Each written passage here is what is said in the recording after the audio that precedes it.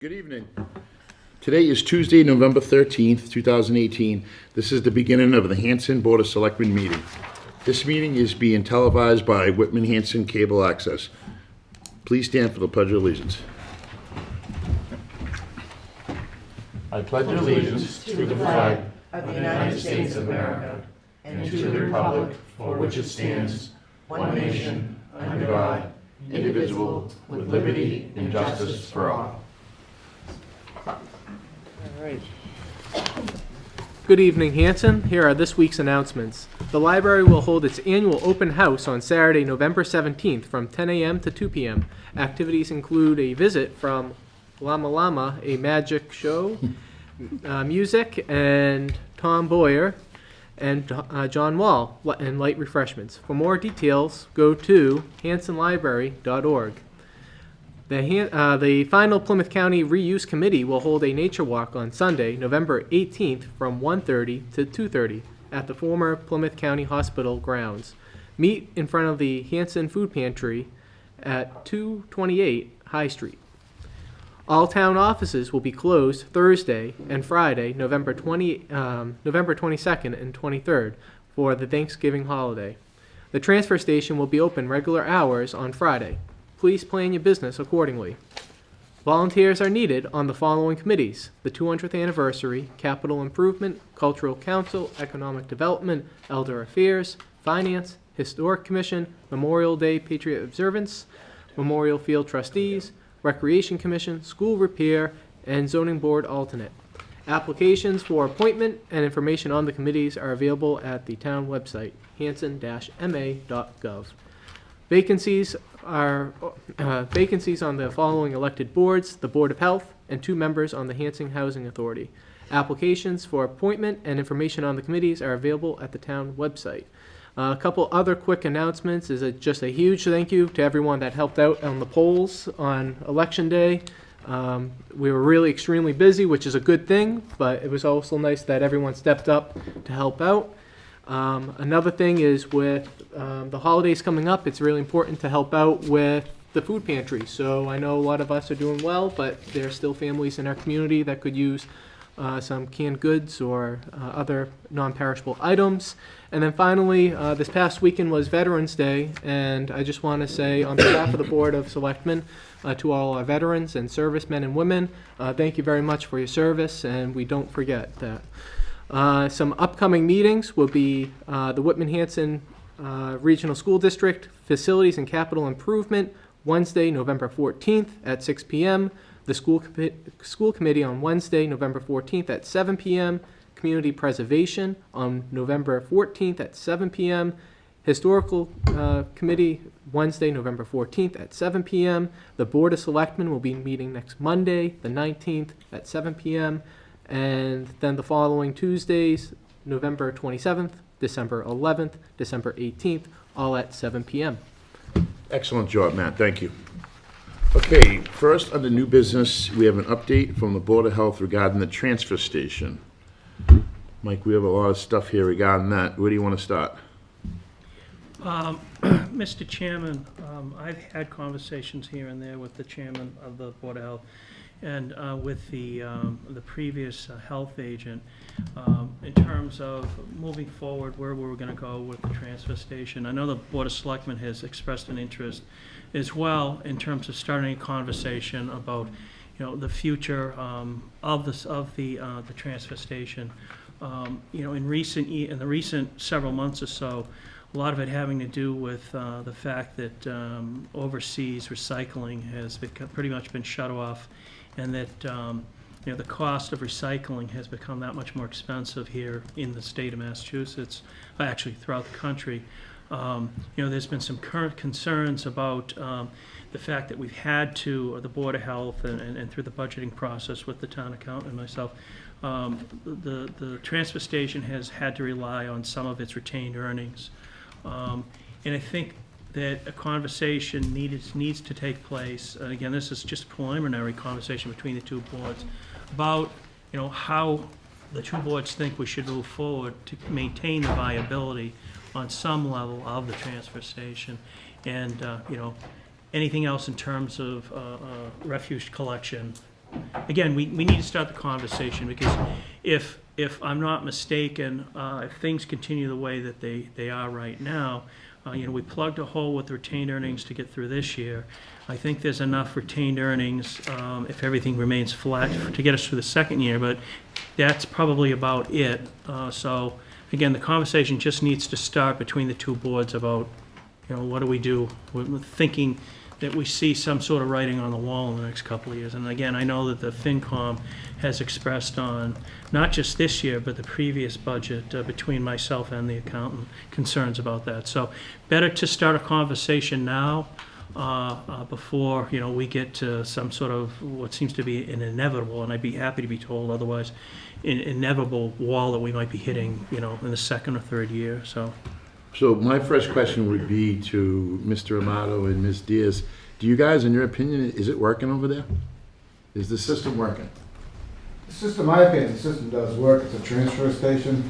No matter what anybody does with trash, most towns always end up with a transfer station. We're fortunate, Hanson has a full-service transfer station. We accept tires, propane, oil, we do cardboard recycling, we do single-stream recycling and everything. So the transfer station does operate. It's operated for years. It's up to date in its operations. And to try to change it, the recycling has changed throughout the world, but it comes back. Trash comes back year after year after year.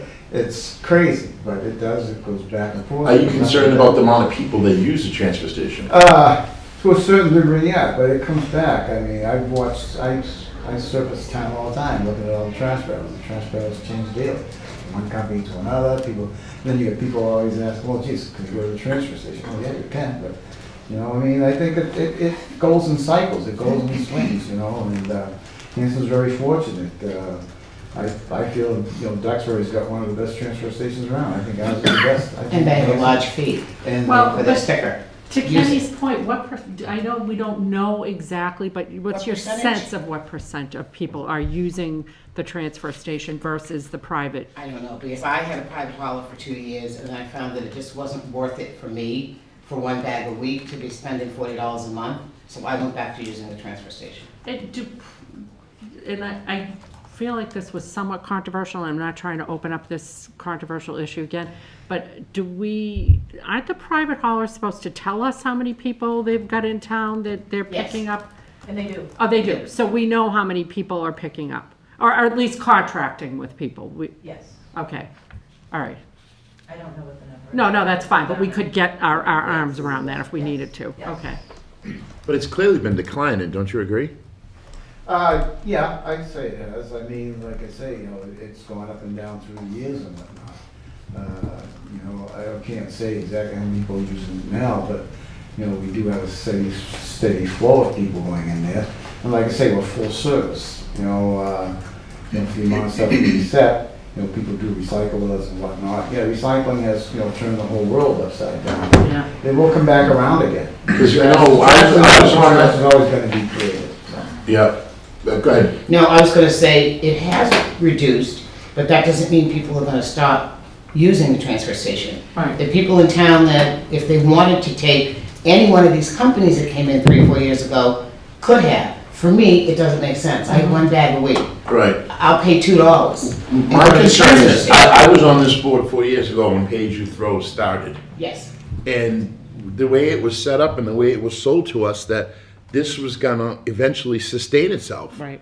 And eventually take over, so then there's no dollars and cents that has to be put in. Right. And based on the numbers that I see, and you can show me different numbers, it's not, it's going the other way. I don't know that it... Well, it's not self-sustaining. It's not. Not yet, no. I don't, it will Definitely going never. the other way either, but it's not self-sustaining, no. But last year, we did reduce the amount of money, that when we came to ask for money, we, because the finance committee, one of the members of the finance committee wants to close it completely. No question, just close it and not spend any more money there at all. Okay.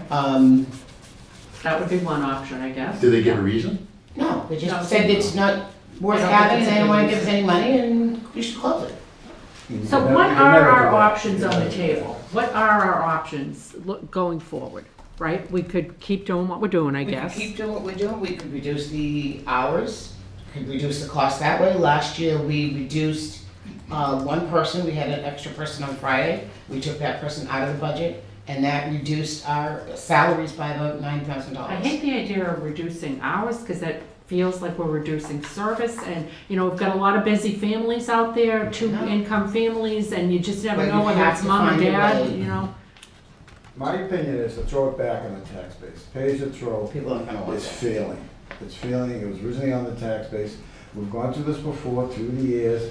We've tried to use a fee, and that ended up in a major battle.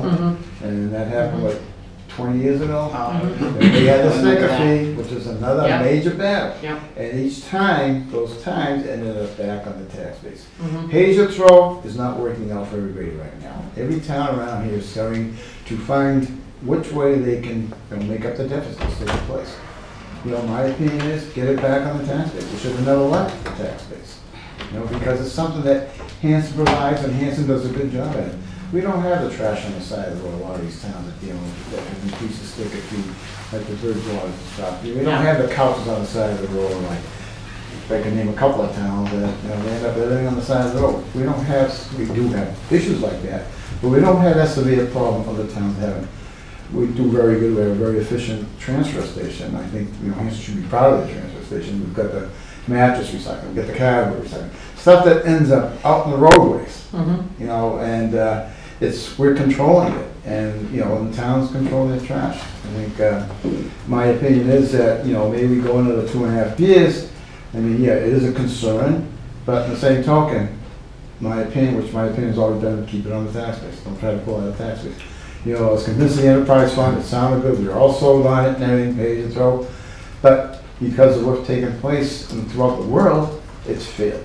Financially, I don't see that as being an option. Put it back on the tax Back base? on the tax base. Yeah, I don't think What I would like to see, and I'm not trying It to. becomes self-sustaining. I'm not, that I think is clear is not gonna happen. Right. But what I would like to see, and I'm not here to aggravate folks, but what I would like to see is down the road, because we can't wait 2.5 years, we have to have a plan. Right. Oh, All I know, We have to have I a plan, we can yeah. work, we can't wait 2.5 years and say, now what are we gonna do? What I would like to see is eventually not close it, okay, maybe keep it a couple days open for the mattresses, for the tires, but then have residents pick up, to be in charge of getting rid of their own trash. So basically, So basically, we'll have if to you go to have a- private pay. You go to private pay, and again. I don't wanna just spend throw $40 this a out month there. for one But would day. you still keep it open for any trash? You I have to would, think- In my opinion, you have to think of elderly people mhm. that can't afford a private hauler. Okay, so then Or that's people on something that maybe we fixed can look income at, but that can't I, afford a private hauler. right, I would shut it down to 1 or 2 days, like Pembroke. Pembroke's open Wednesday and Sunday, just for recycling, for tires and mattresses and stuff. Because it's clearly not, and we have Todd here, so we can maybe talk about the numbers Recycling is the briefly. biggest cost. It is the cost now. Recycling is almost $20 more a ton than trash. Because we didn't have to pay for it before, we just paid for them to haul it away, Then maybe and keep now it they're open for charging. mattresses and stuff, and No, the people, mattresses, residents be responsible for their own trash to the recycle. Joe's right, mattresses, though, we're gonna we end got up a with people dumping container. stuff on the we side got of a the road. container from Yeah. DEP for that, for the mattresses. We have to have it for 5 years and then it's ours. They gave us $3,000 to buy it. So at some point, if we decide not to use it in the next 4 years, then we have to pay them back. Because that was sort of a grant that goes away after Yes, 5 okay. years. Well, for Now- bulk items, people come in and buy trip tickets. They do. So Right, so that's paying for it. What do you guys think? Like, when you brainstorm, when you think like outside the We need to look at box, what ways do you to think? reduce the costs. And if it means reducing the days that we're open, that reduces salaries, it reduces everything. And I don't know what's gonna happen. I'm on South Shore Recycling. We don't know what's gonna happen moving forward with the recycling because every town is having the same Right, the whole problem. China We got and hit in the all that, middle of last year with 3 days' notice. You now have to pay $60 to $70 a ton for the recycling. And some towns are paying more than that. Now, what about, how much, because we get this question a lot, what about if the town had a curbside pickup? How much are we talking about Good then? luck. that We had investigated that. Many ago. years ago. Because of the geographical towns, where the towns set up geographically, it just doesn't work out. I mean, at the time, I think our disposal costs were like $375,000, and we got a price of like $700,000. Wow, okay. You can talk to Whitman about that, because then they actually had a company go out of business. I know each They Bridgewater had to find jurisdiction, they another- sell permits that are $350. Right. Yes, East Bridgewater. Now, the whole town didn't opt in, but say, 5,000 people opted in, and it's enough to sustain it and pay, and then the other people either get their own private Their own homes. private or- house. Each town's come up with a special way of their own to make up the deficit. All right. And that's what we'll have to do, because I really don't think, maybe curtailing the hours a little bit and whatnot, but when you curtail the hours, that ends up with trash on the side of the road. Right. Is that- I'd like to hear from the other What's the members cost here. of a Yeah. ticket for a bulk item like a couch, A or, couch is $10. so there's different There's prices? Yes. different prices depending. Okay. You can get a bulk load for $30, which could be like a couch, a chair. A trailer full of stuff? But no electronics, no mattresses, no tires. those And all you have separate. the carriers that are in town now, I believe there's 5 or 6 of them, at Yeah, least there's 5, two that are Big. above and beyond everybody else. I'm trying to do this low key because it is the preliminary talks of it. Because I am on the bottom level of trash disposal. And by that, I work for a company, and we have a town that has pickup 5 days a week, and that's actually what I do. So I can see the point, and everybody pays the same amount. If you have a bag a week, One you're bag. paying the For somebody exact else. same as your neighbor. Yes. I understand how these carriers come in, and they all have their set things, whether you get the one toter and one item, or, and the recycling's every other week. Or every week. Well, some of them do have it every week. What I am more interested, which we're not gonna do tonight, because this is the preliminary, really, that talks about this, because I do feel that the program that we're running is gonna fail. And it's just not my feeling. I've talked to two other officials in town, in that we have to come up with a plan. And from what I've seen, and I sat right back there in that corner when I heard that it was gonna be self-sustaining in 8 years before I became a selectman. And I didn't see it then, and I definitely don't see it now. But we have to come up with a plan, and is without upsetting the people in this town, but not having the trash on the side of the road. That's it, it's a balance of It economics is. and service. It is. We really have to find the right balance Yeah. there. And I think with one or two of these carriers, that it is possible to set people up where some people may not want to use it and keep the throw as you go, because they only have that one bag, but there's gonna be other people where they're gonna buy the toter, and whether they buy one or two, and that's their service.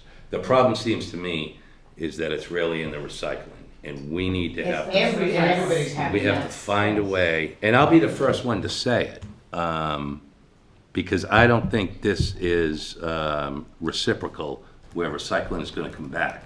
China doesn't want it. We've given them, not just China, the Orient, But that's Asia because does of not want it contamination. right now. That's because of the contamination. Right, If we so- had taught people to do a better job, Well, we're At some talking, point, they're gonna have to and reel Laura that had back mentioned up. it, we're talking about busy families to keep the transfer open certain hours.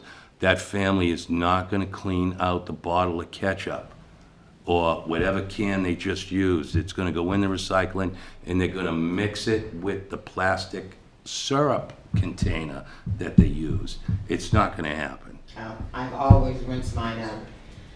But you just said you have one bag, you're by yourself. No, of trash. So that, For every bag right, of that trash, busy I have 3 family. bags of recycling. That busy family Not gonna do is, that. does No. not have one bag of trash. You're right. I don't think Actually, don't rinse it. Yeah, I want to hold questions till the board speaks, okay? Okay. so. I recycle Go ahead, everything. Matt. So my initial thoughts are, we need to keep the transfer station. I understand, we have to find the way to make it work. Is this possible where we could do a regionalization, start up a partnership with surrounding communities, and that way we're only paying one set of salaries, I mean, it might be It's an worth option. looking at. It doesn't hurt to look at it and talk to other folks what we could do.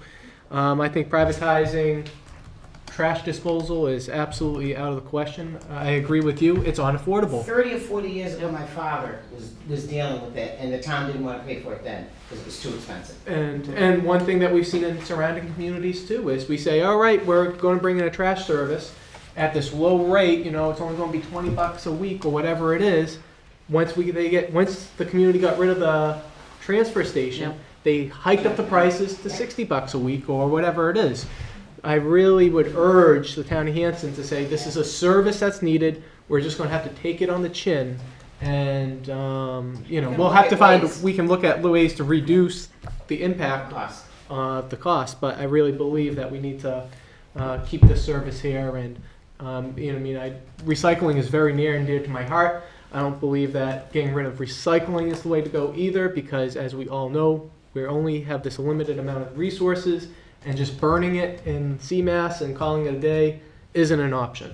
We've already messed up our planet enough. We need to just suck it up. We need to pay the right price, because in the past we haven't paid that price. Mm-hmm. So those are my initial thoughts. It would be nice to have another meeting of what kind of options do we have. Thinking outside the box, maybe it would be nice to also have a town forum, and just get other ideas, because it might be some other towns or communities that are doing stuff that we don't know about. Mr. Voss? All right, well, I can't improve on anything Matt said. I'm there 100%. I mean, I am a firm believer in the transfer station from my whole life, when it was a dump up till now. Joanne and I pay $1.25 a week for one trash bag. Everything else we recycle, and I do wash out the peanut butter jars, which are so difficult. But you know what? But I'm with Matt. You do it for the planet, and there comes a point where someone has to be responsible and say, this is what it takes. I don't think we're going to get China back. That's not my point. I guess my only point is just, I'm with Matt. We have to keep the transfer station viable if at all possible, because there was a mattress and so much other trash that Mr. McHugh knows at the bottom of Phillip Street one day, just because there was a return your clothing container here, and everyone decided, I don't want to get rid of this sofa. I'll just leave it there. So it's like, that'll happen in bulk when we don't have a transfer station. And I grew up when Burridge was not Burridge, it was mostly Ocean Spray, and every time I drove into that area, everybody's trash. And we had a dump on a transfer station Right. back then, but it's like, Yeah. people just did it. People will take the lazy way out, and if they have to pay, and with Arlene, on my street, I think Joanne and I are the only people who use the transfer station. We're also the oldest people on the street. And I've noticed from my acquaintances, all the old timers in town use the transfer station. We were trained that way, we grew up that way. It's like, it is easy enough for me to go to the dump every week. That's what I do. But I notice all the youngsters on the street, They have somebody pick it up. because they just don't have the time. Which, of course, I say, how come we were able to teach and have raised a family and everything for 40 years and do community service, and always found the time to go to the dump? How difficult is it to go to the transfer station once a week? I think, But I don't know that Hanson lives in that world. to that, I'm one of the younger people on the street, right? You are, absolutely. I just want to throw this in, that Michelle and I do use a milkman, so we have no plastic containers. The milk, the glass containers go back to him every week, and he brings us, it's always a special week too when I get chocolate milk. So I agree with Matt and Wes as well, but I think we can look at the numbers. We If can you've look got, at how to make if you've got 80% of the town that's going out to private carriers, and you got 20% that's like Wes and like you that has one bag, it doesn't seem like it's sustainable, so we have to look at the numbers. You have to look at the numbers, but also trash changes, and it changes fast. Like certain carriers, they go to Rhode Island. Rhode Island's gonna be, Smithfield's gonna be filled up pretty soon. They're gonna say, hey, get back to Massachusetts. Is that where it goes now? Well, certain carriers. Some companies. And the transfer station has to be a transfer station. That's the town of Hanson transfer station, operated by the Hanson Board of Health. That's another can of worms that could open up in case something like that changes, because the transfer station doesn't quite meet standards. It met standards when it was turned into a transfer station. And previous engineers have looked into this. It has to be Town of Hanson Transfer Station operated by the Hanson Board of Health. Right, okay. Because of other issues. I have a question on here. Sure, Adam Valkovic, 372 Home Street, through you, Mr. Chairman. I think a couple things. I am a young person who loves the transfer station, by the way, right? I can do whatever I want. I think three things. One thing that would be really helpful would be to have some sort of metrics in place, which is when is the transfer station being most used, right? Because we're open 5 days a week, and I'd be willing to bet Mondays is not a busy day, Thursday not a busy day, it's weekends, right? So maybe you limit the hours in those ways a little bit, but two, the ancillary services that it offers. One, the recycle can program donates thousands of dollars a year to youth programs in Hanson. We would lose that if we went to privatization, which would not be beneficial in any way. And then two, conservationism is very big in Hanson, obviously. Privatization, I know, the selectmen who, Jim, and this aside, I'm sure you never drop trash when you pick up it, but we all see it on the side of the roads. People that tend to put things in their cars, it goes to the transfer station. People that have the robotic arms off these trucks that pick up giant bins, people lose things in the wind, they blow over the place, and they're never to be picked up again until Green Hanson Day in the spring. So it makes it viable from that perspective. Okay, excellent. I want to keep going, so let's move on to the trash, the plastic bags, because we have a tax hearing coming up. Potential plastic bag restriction bylaw. So I'm sorry, Kenny, but so what's our next step on this? We're just gonna talk about it Get again? information and look at what we can Okay. do. And I How about the think- metrics? And the metrics, That would be a that would great be really place to good. And start. we're closed on Thursday, so. Oh, I'm sorry. The 5 days I just mentioned. Right. Probably our busiest days are Saturday and Sunday. But I've been up there at odd times during the week and there's a line. I So think it's the hard to metrics would tell. be good and maybe something to respond to, like a couple of things you're thinking of that we can respond and kind Yes. of talk about and Yeah. dissect and, reflect on. Mr. Chairman, my plan had been, in cooperation with Arlene, in the not-too-distant future, to set up something I think Matt had hit upon, something I would call more of a working session than a Board of Selectmen meeting, where we would invite, obviously, it'd be the Board of Selectmen and the Board of Health, but I would ask Todd, the town accountant, I would ask a member or two of the FinCom, I would ask any professionals that we might be able to have come, and we'd sit down and we'd have I want to say more of a relaxed sort of conversation where we could throw, and it would be the only thing we would do at that particular meeting. It could be on an off night, on an off Tuesday, what have you. But I think what the idea was, and I think the chairman touched upon it properly, the idea was just to start the conversation this evening and then build upon that. And again, Arlene and I, we talk all the time. We've been talking about this. We'll work on setting something up again, exclusive, a meeting just exclusive to this sort of a thing. And we'll keep the Board of Selectmen. Maybe and- after the holidays, first of the year. Yeah. Yeah. Into I'm thinking after January the or first of the something. I year. have a question. What? If Todd could give us sort of where he thinks we stand right now. Sure, Financially. absolutely. Yeah. Yeah. Todd, just what you wanted, we're gonna put you on the spot. Sure. Since you're here. What is your opinion on where we stand as far as the transfer station in the next couple of years? Could you briefly give us your opinion? Yeah, this year we're sort of treading water, the program, which includes about an $86,000 tax subsidy and a drawdown of about $57,000 of retained earnings. At that same level next year, we'd be at a point where in 2 years the retained earnings would be completely used up, and we'd be, the way it currently looks, we'd be looking at probably, instead of 86,000, it's probably closer to 150,000 a year of a tax subsidy to support the overall program. That's not That's it. insignificant. Mike, I like your idea, but I really liked where Matt was going with the public forum. Obviously, the officials have got to get together and whatever. But what I like about Matt's idea is it opens it up to people who might have other ideas aside from just our little I group. think we could do both. We could do Yeah. that first. Yeah, and that's then- not exclusive. Yeah. One, it's not and then exclusive we of can the have other. other one. Yeah. So And it's that's definitely fun. It's definitely gonna take more than one meeting. Oh, Yeah. yes. Oh, yeah. Oh, yes. Oh, yeah. Page Yes, page and through, yes, we it's had gonna be several meetings. a We're long going to get to know each process. other very well through the process. Okay, who wants to talk about the plastic bags? I mean, I would just bring it up as someone who originally said, put this as a selectman's goal. I mean, more and more Mansfield recently, but we just keep seeing town after town, and pretty soon the state is going to jump in anyway, I suspect. But is that a ball that we can start rolling? Because I go to the transfer station with my recycling, and it does say, do not Is that That's something? recycling in a plastic bag, and I. Shouldn't. Have you guys thought about that? Huh? Have you guys thought about that? We thought about that, but I talked to Claire, who's at South Shore Recycling, and said the process for treating paper is much more harmful than the plastic bag. If we could just get people to take the plastic bags and recycle them properly, we would be better off. It's more costly, and I So can why are have them these come and other talk towns to in the the boys. city of Boston banning plastic bags, if that's the case? They have a lot more to deal with, and people's, I don't know.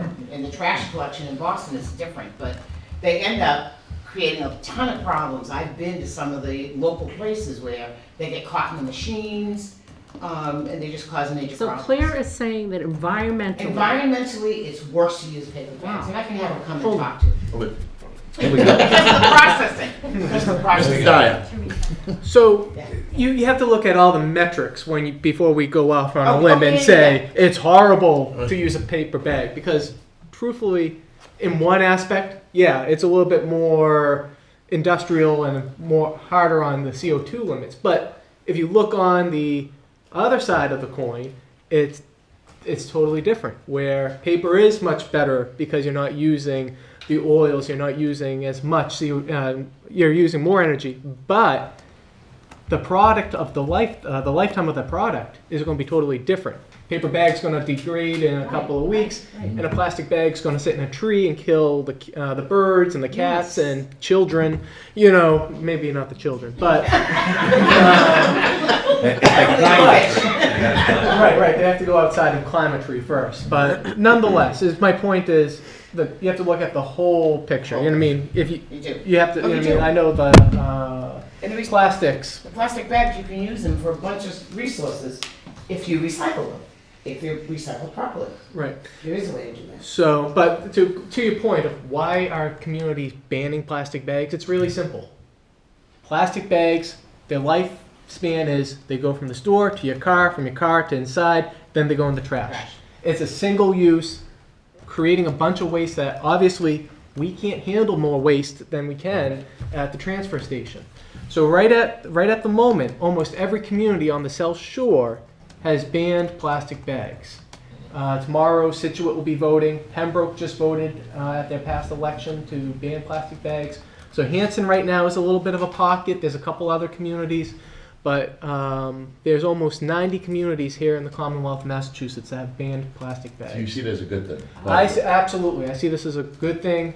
It's, once again, we are the stewards of the earth. We already messed up the earth for so much. It's time for us to correct our actions and move forward in the positive direction. Can you guys look at this, please, for us? And then also, too, I want to throw in on top of the plastic bags is get rid of polystyrene, styrofoam cups. Oh. Yes. Oh, yes. Um, I'd get rid and- of those first. Yeah. And then if we really want to be hip too, if we We don't have a lot of time, Matt. I know. Get rid of plastic straws.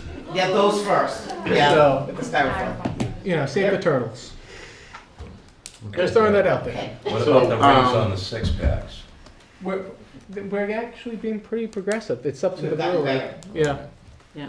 But we can talk about that after. So you'll get together with Mike. Mike, I think we should use Matt's idea first, do the Public forum? public forum, and then maybe we'll get together, we'll have another public meeting, and, because we really need to start working on this Yes, now. yes, agreed. And only, Go ahead. I'm sorry, Mr. Chair, only because this is in my head, we're doing these things with the cable station. Why couldn't one of these things we do show them the proper way how to recycle, We could. proper way to, if you do use the plastic bags, we don't, along with the milkman, my wife uses those reusable. I have a zillion of them. Yeah, so there's no plastic Yep. I just want to make sure Matt knows that I'm doing the right thing. We can do that at the same meeting. I'm sure there, as far as cable goes, I'm sure there's stock, videos and whatnot that we could find. We could do so. something. Well, also Mary Ann Damasio and Green Hanson, I'm sure would be They just, willing they, to. yes. Yeah. If she hasn't already done something, I'm sure she would, yeah. I know But I that think like a forum would help. we, Yeah. Get- Oh, yeah. yeah, the yeah. one thing that's happening is DEP has changed their regulations as to what they'll accept. That hasn't officially come out yet. Okay. There's a lot of plastic items that are, numbers that are no longer gonna be acceptable. So before we do an update, I'd like to get the correct information from them.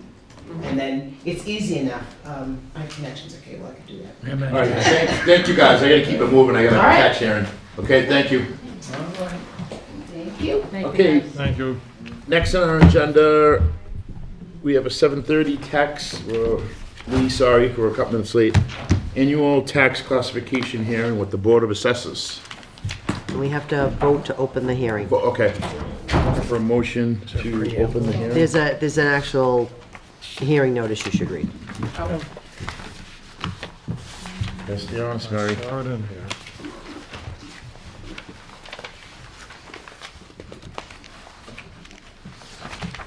You want me to read it, or you want Laura to read it? Laura can read it and she can move it as.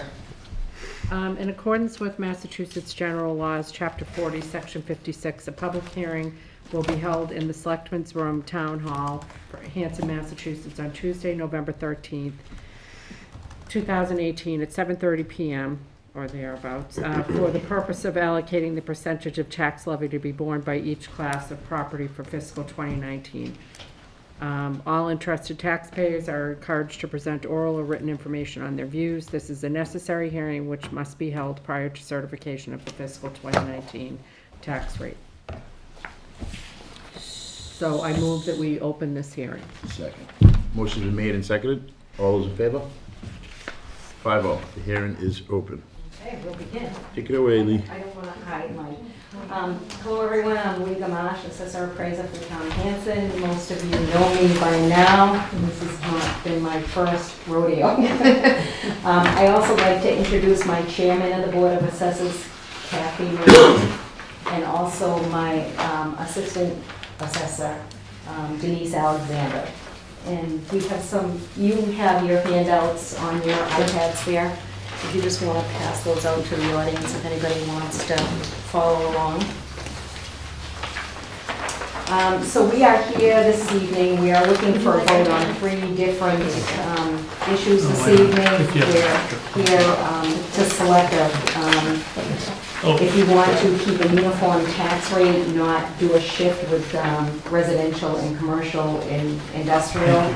The second thing that you'll be voting on this evening will be whether or not for Hanson to adopt the residential exemption. The third thing that you'll be voting on this evening will be whether or not Hanson wants to adopt a small business exemption. That's on page 2 of the handout. Page 3 is like the graph up here, and it just explains the difference in the tax rate if we were to adopt a split rate in the percentages. We have from 1%, 5%, 10%, 25%, and we could go up as far as 50%. Hanson has such a small rate of commercial property. Commercial, industrial, and personal property together is under 8%. Residential is at 92%, so we're primarily residential here. So the Board of Assessors recommends to not adopt a split rate. We don't want to deter commercial. We're getting more and more commercial. It's at a slower rate than what we're getting for residential, but we don't want to deter the commercial coming into the town of Hanson. So I would ask you to vote, and it does, on the next pages we have the pie chart that just shows the percentages there of the individual classes. And then on page 5 and 6, it shows you the different scenarios of what the tax impact would be with the shifts also. So our first vote, if somebody would like to make a motion, would be whether or not to use a split rate or to keep a uniform rate. I move that we maintain the uniform rate of taxation. Motion's been made and seconded. Does anybody have any questions? All those in favor? 5-0, Mary. Go ahead, Lee.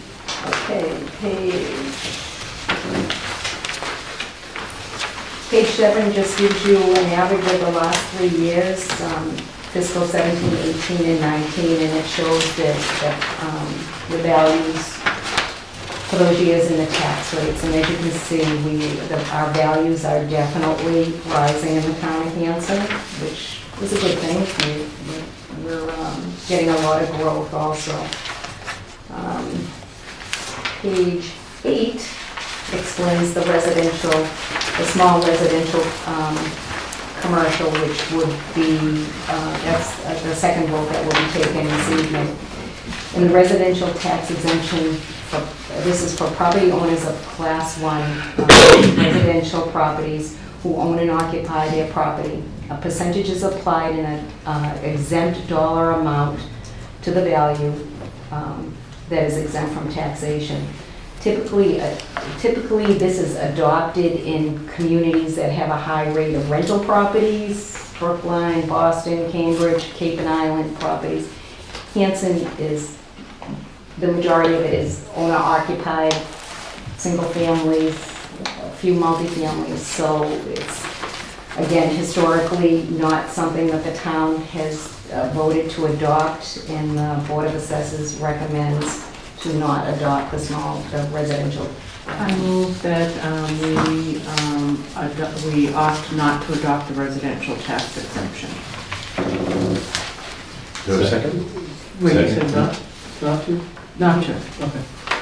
Motion's been made and seconded. Any questions? Jay's, any questions? All those in favor? 5-0, Mary. Go ahead, Lee. Okay, the third action for the Board of Selectmen to vote on is the small commercial exemption. The small commercial exemption legislation in 1994 adopted an option of the property tax classification law. It is the responsibility of the Board of Selectmen to decide if the small commercial exemption will be adopted by the town of Hanson. Adoption of this provision does not guarantee that the reduction in taxes will be passed to the small business owner, as an exemption is applied to the real estate. For example, Shaw's Plaza, if it's assessed under $1 million, because once it hits $1 million, you're not qualified for that. So if it's under $1 million, and each of the businesses in that complex employ 10 or less employees during 2017, the plaza owner would qualify for the exemption, not the individual businesses. According to the Department of Employment and Training, Hanson has 50 businesses that would qualify for the small commercial exemption if each is situated in a property assessed under $1 million. 84 of these are home occupations, and they would not qualify for the exemption. 36 of the businesses occupy properties but do not own the property, so they would not qualify for the exemption. So there would only be 15 business owners that would actually benefit from the exemption, and the other classes would pick up the tax burden for those. Historically, Hanson has not adopted that in the past either, and it is the recommendation of the Board of Assessors to not adopt the small business commercial exemption. I move that we not adopt the small business exemption. I think Adam had a Okay, motion is made and seconded. Does the board have any questions? Matt seconded it. Adam? Yeah, I have a quick question. We're looking at ocean spray land a lot when it comes to, I know it's private land at this point, but we've talked about it a lot in these meetings. Wouldn't this exemption kind of limit our ability to dangle the carrot to somebody who might want to buy that property and open retail options? We're looking at a TIF with a portion of that property, so there are different ways to get to to incentivize people, I Sure. guess, is in short. So I don't think that it would, I think what Lee's kind of summary is, and actually that would apply to that piece of property, Yeah, yeah. as a matter of fact. Because to the extent that it's being rented out to all of these little small businesses, the benefit isn't gonna necessarily extend to those small businesses, which is what we really want to try to, encourage. It's gonna extend to the property owner. So it's, Well, I think that's, yeah, okay. Yeah. That makes sense, as long as Yeah. there's an alternate. yeah, way to there's go definitely an about alternate. We are actively pursuing Yeah, that, got it. yeah. There's nobody that would like to see that I know. developed more than myself living on Main Street. Any more questions? All those in favor? 5-0, Mary. Okay, lastly, I must notify the Board of Selectmen of the excess levy capacity for fiscal 2019. The excess, not on here. You want to leave it in? Yeah. So closely. I know. Can you run out? Yeah. Sorry about that. That's all right. What else would you like to Printed tell out the us about? explanation, but I didn't print out the amount. And I need signatures too. It didn't, so if you can print that, it should be right on my desk. Okay. That's actually it, other than signatures and just for me to give you that figure. Interesting trend that the average condo price is edging very perilously close to the average home assessed value, which is interesting. We had a lot of growth in condominiums this year. We had 32 new units come on. There are some different projects in the works also for more. So our growth should steadily. What percentage of the property value increase you think it was past year? For residential, Residential, yeah. it was a 4.4 increase for residential. For just condos, it was a 6.3 increase for condos. We're seeing, sale prices 500,000 for condo now. So it's not like you can downsize and sell your single-family home and move into a condo because you can't afford the condo. Which is why Some there is of that it need depends for on Right. elderly complex. housing, there's that need, because, Yeah. people that want to still stay in Hanson and want to sell their house, there really isn't a lot that's affordable because And young it's people. high, pardon? And young people. And Just young throwing it out there. people. Yeah. Yes. Thank you for representing. Matt, Matt. Yes, Matt. I apologize for the delay. Oh, no worries. Man, you just became the youngest board member, so. Oh, I'm sorry, I do have the figure right here. Excess levy capacity for fiscal 2019 is $248,954.53. Excellent. Okay. Do you have anything else, Lee? I do not. Do they have to vote that, or are you just No, informing them I that? just have to notify you that that's, Okay, so you just need signatures and you're good. yes. Okay, And I can excellent. grab those after, if you want to close the hearing, I can grab the. Okay, Why don't? so I'm looking for a motion to close the hearing. I move to close the hearing. Second. Motion's been made and seconded by Mr. Hickey. All those in favor? 5-0. Thank you so much, and I just want to thank, I- the financial team here at the town of Hanson is just like great to work with. Just stole the words out of my Todd mouth. is incredible. Jean Sullivan, my Board of Assessors, and also Denise Alexander. It's just, We're fans. they make We're definitely the fans. process. No, all you guys are much awesome. smoother. Thank you. Yep. You and your Thank team you. and Todd. Thank you. I'll be Keep back up the down good for work. signatures. Well Thank done. you. Thank you.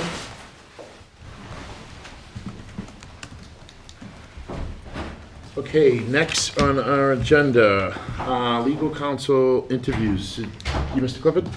Yes. Okay, all right, so it looks like we have Jamie Kenny and John Clifford.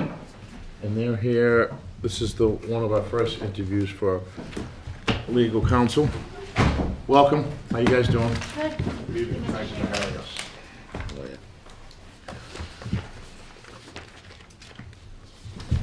So if you want to give us I'm just going to pull up your stuff here.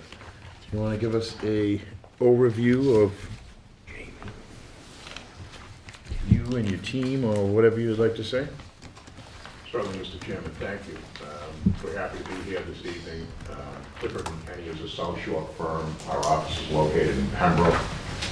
We represent 20 different municipalities, cities, and towns in Massachusetts, pretty much all over Eastern Mass. I was a solo practitioner representing the town of Rockland and East Bridgewater and a couple of other towns for labor council work, and I went into partnership with Attorney Kenny 5 years ago, and since then the business has really taken off. The business has taken off, and we've done really well because we think we offer a very different brand of representation to our clients. It is really based on counseling in the truest sense of the word, and that is giving you practical advice how to deal with the problems that come up in this municipality and any municipality. What used to make me crazy, and I was a town administrator in East Bridgewater and Marshfield for 13 years, what used to make me crazy when I call an attorney would be when they say, well, you could do this, you could do that, and they wouldn't really give you clear guidance. When I called an attorney, I wanted direction. You explain the situation and you work through a solution. And for us, that solution generally includes who do we meet with, who do we need to talk to, what paperwork do you need to draft up for them, what steps do you need to get to resolution. In getting to resolution for our firm, almost always avoids litigation.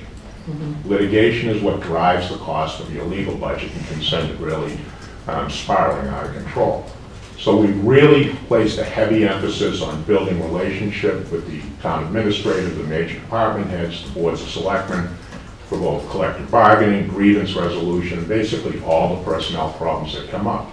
But I think if you call our clients, if you call the people that we listed as references, they'll tell you the same thing, that we do a good job of really guiding them through and giving them answers.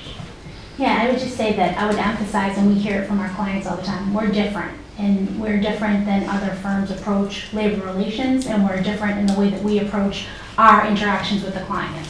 In meaning that we're going to give you very specific advice, and then we're going to follow that advice up with, and here's the letter that you should draft to send to the employee if there's an employee problem, and here's our recommendation and on the language that you should utilize if you're meeting with this employee. Here's a script if you're going to do an investigatory interview under the just cause analysis. We're very specific with what we do and what we provide to our department heads, and that's an outgrowth, I mean, for me specifically and also for John, of dealing with seeing, labor council that is not doing it the right way, in my opinion. I was a union attorney for 7 years. I was in-house counsel with a large public sector labor union. I've handled over 500 grievance arbitrations. So I used to travel from town to town when I was on the union side of the table and deal with different town administrators, different department heads, and I saw a lot of things that were going to arbitration that were grievances that the town was spending a significant amount of money that could be resolved and could have been resolved during the lower steps of the grievance process and could have been resolved and not had to spend the money on arbitration and get to that point where you're actually putting the fate of whatever issue is in a third party's hands. When you settle with the union, whether it's a collective bargaining agreement or whether it's an employee issue, when you have a settlement and you have an amicable resolution between the parties, you know what you're getting. It's a quantifiable, known product. Versus if you go to arbitration or you go to litigation, it's a coin toss. You could win, you could lose. And the cost is very great.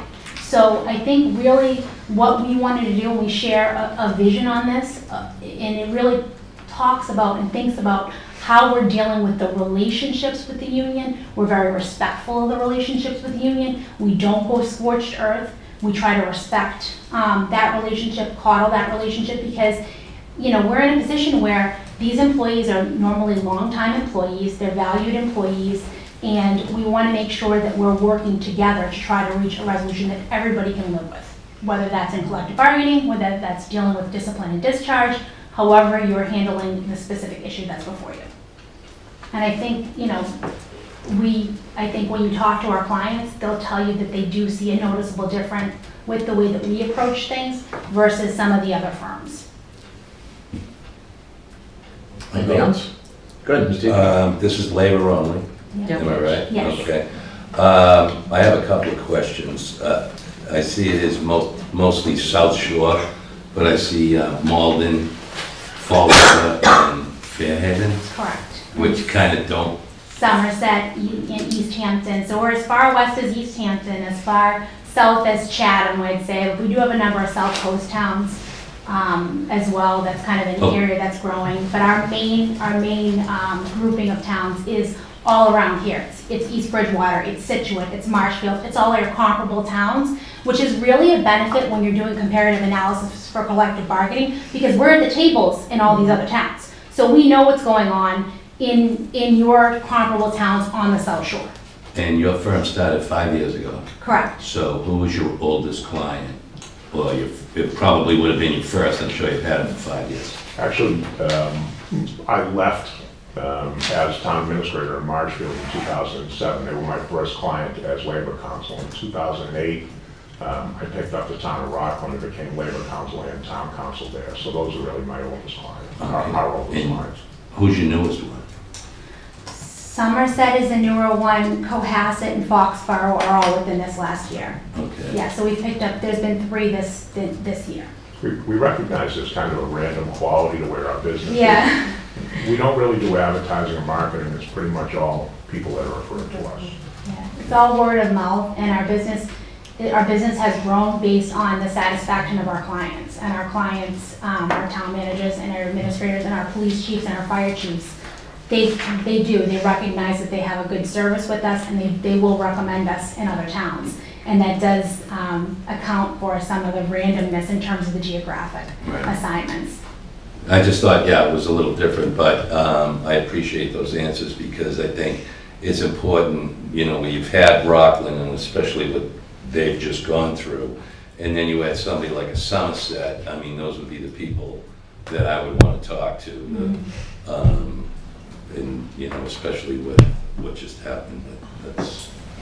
So I would ask, what do you know about the town of Hanson and what legal challenges do you see ahead of a small town like ours? Well, I did some research on your collective bargaining agreements. I know that you have several AFSCME units, which are part of 1700, which is that local 1700 has employees that are in Marshfield that we deal with.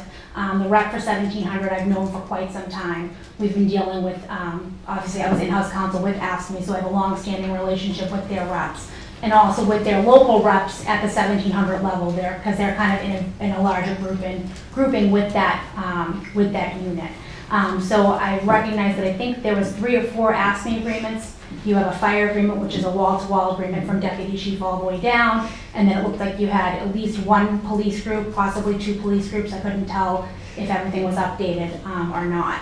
But that's a typical grouping that we see. I know you have administrative professional units that just kind of deal with just the clerical staff. And I don't know whether or not your department heads were in a unit. I didn't see any research on that. Some of the towns have department heads in a collective bargaining unit, but I didn't see that here. But I did look up to see what you've had in terms of unfair labor practices. There hasn't been any major unfair labor practice that I've seen. I think the last current one was, I think, from 2014. So I think what you're dealing with here is probably just more of a collective bargaining strategy situation in terms of what I can see anyway from open litigation. Obviously, I don't have access to whether or not you have grievances that are private grievance arbitration.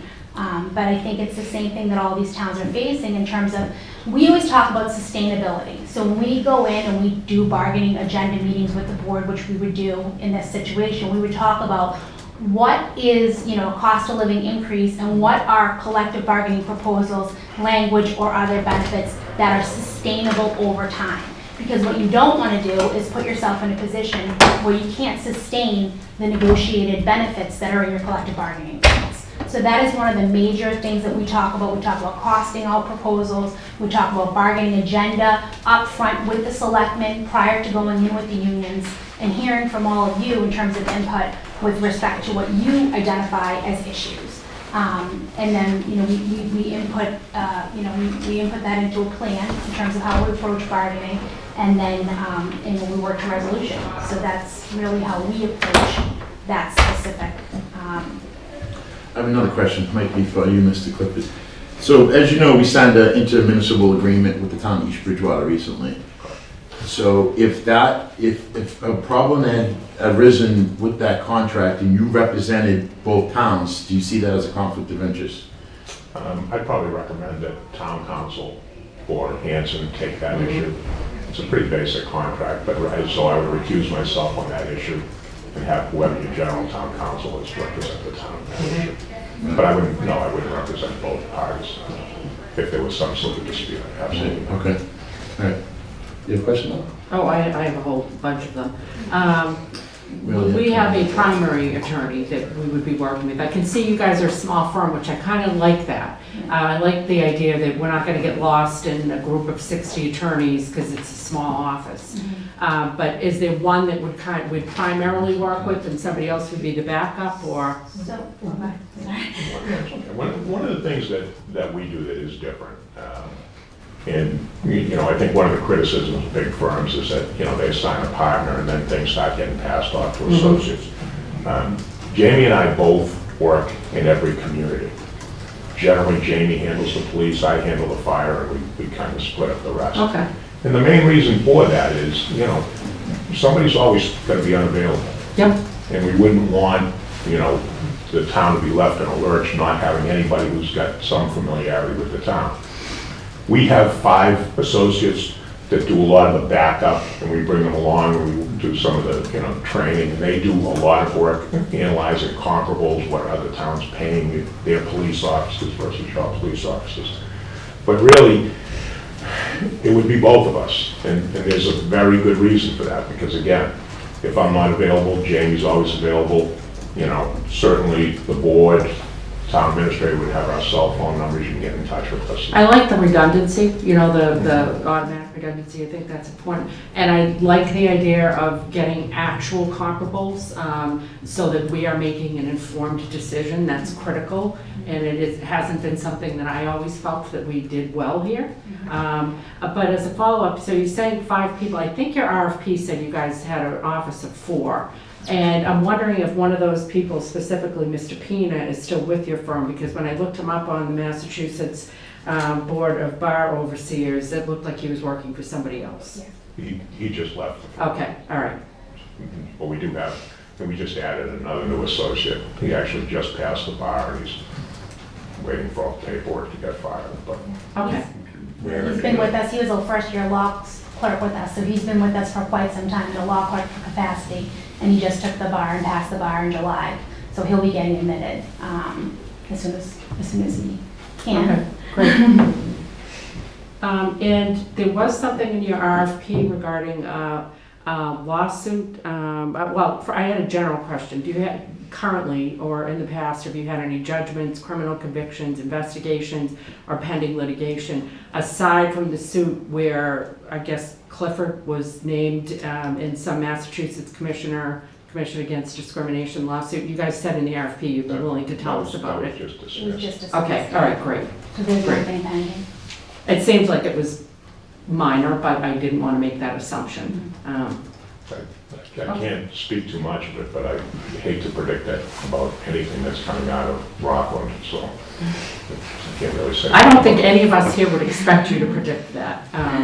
And my last question that I had is, are you willing to do trainings for us and for other employees in town hall if that's needed?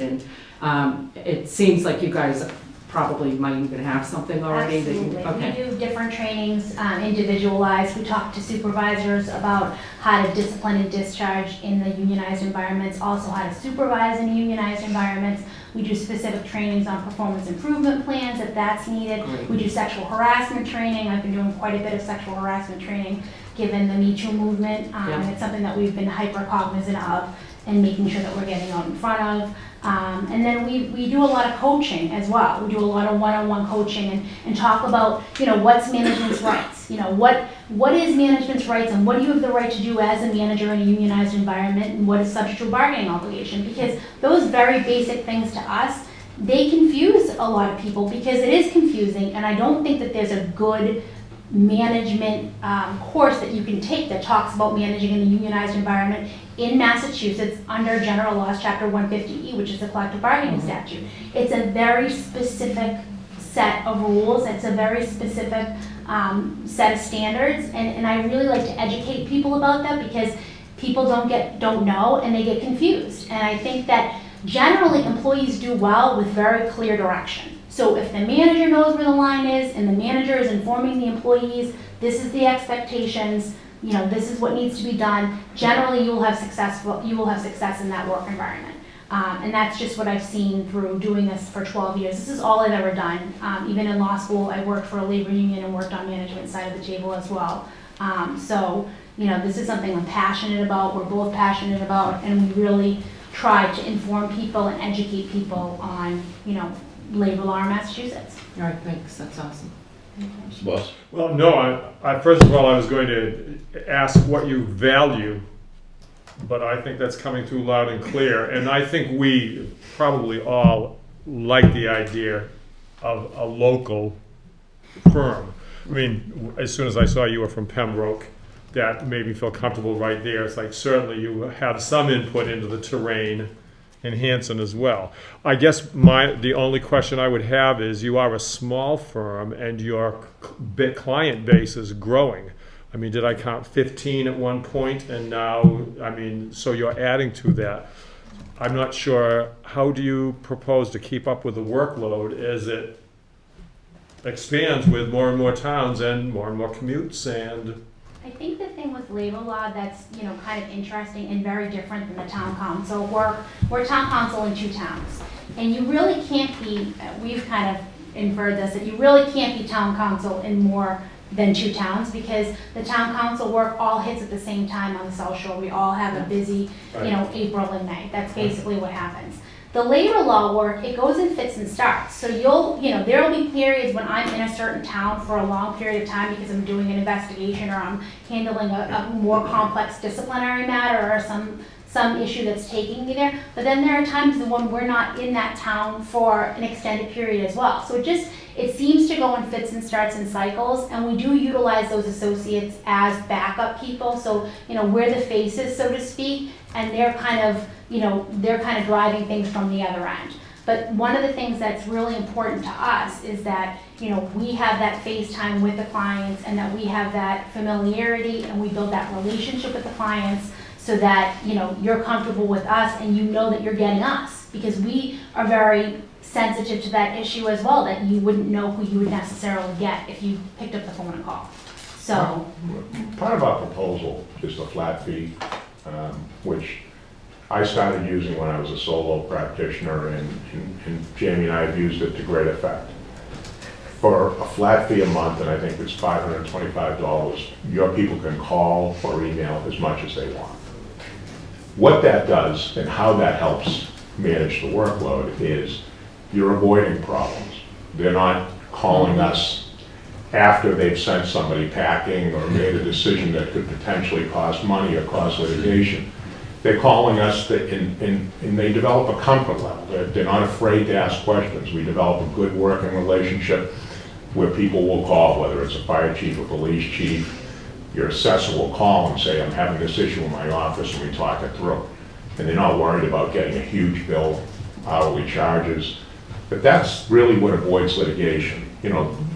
We're able to work in a lot of communities because they call us, they talk to us, and they avoid these problems. It's pretty typical for us to go into a community and they're having a lot of labor issues, a lot of personnel issues, but after a period of time, there's really not as much work, which is fine for us. I mean, our view is we don't have to drive litigation, we don't have to beat it into the ground. The work comes to us just in the due course of business. But really, that flat fee agreement, basically that working relationship, it reduces the litigation, and that's really good for everybody. Excuse me. So how do you become up to speed with the history of the town of Hanson and, let's just say, a bargaining unit? How do you know that they hadn't proposed this before, and how do you don't see what I'm saying? It's like, how do you get up to speed with I that mean, history? generally, when you do collective bargaining, there has to be a meeting of the minds, right? So you have to both agree to whatever that proposal is. And I ask a lot of questions. So I will ask about history, because this is the thing, it's not cloak and dagger, it's not litigation, right? So you can ask whatever you want at the table. So I will often ask, has this been proposed before? When was the last time you proposed this? This has been shot, has this been rejected by the town before? Things like that I've asked, but specifically with respect to the ASME units anyway, I've been on both sides of the table with respect to working with 1700, so I'm gonna have some historical knowledge. I don't recall any cases specific to Hanson, but I have had a lot of interaction with members of that local. So, in working with the staff reps too. We see the same staff representatives in these different towns, and we have good, working relationships with them. I tend to ask a lot of questions when it comes to that type of information. And bargaining isn't, it's really shouldn't be that formal. It should be a dialogue. There's nothing wrong with asking the union, if they make a proposal, they want increased longevity pay. Well, why do you think you need that? Why is that important? They want additional paid time off. Well, why is that? Why do you think you need that? And it's really about getting an understanding, because as Jamie mentioned, we do a lot of work with comps in terms of analyzing what are the benefits, their peers are getting in other communities. So if they say that they want an extra week vacation, we come back with that. Well, here's what your peers in other communities are getting, and try to come to agreement that way. But it's certainly, if the board was so inclined to choose us, we would meet with the town administrator, we would get all the collective bargaining agreements. We probably have them all because we do a lot of analysis of comps anyway. But we'd meet and talk about what are the issues that have come up. If we were getting ready to go into bargaining, we'd want to meet with your major department heads and ask them, what are the challenges you face to try to come up? And then we would come to the board and talk to you about the town's finances. We would work with your financial people. As a town administrator, I have a pretty strong financial background, and I want to make sure that the numbers we're getting make sense, that we can actually go to you and say, if you were to go with this particular scenario for cost of living raises, this is what we think it's going to cost.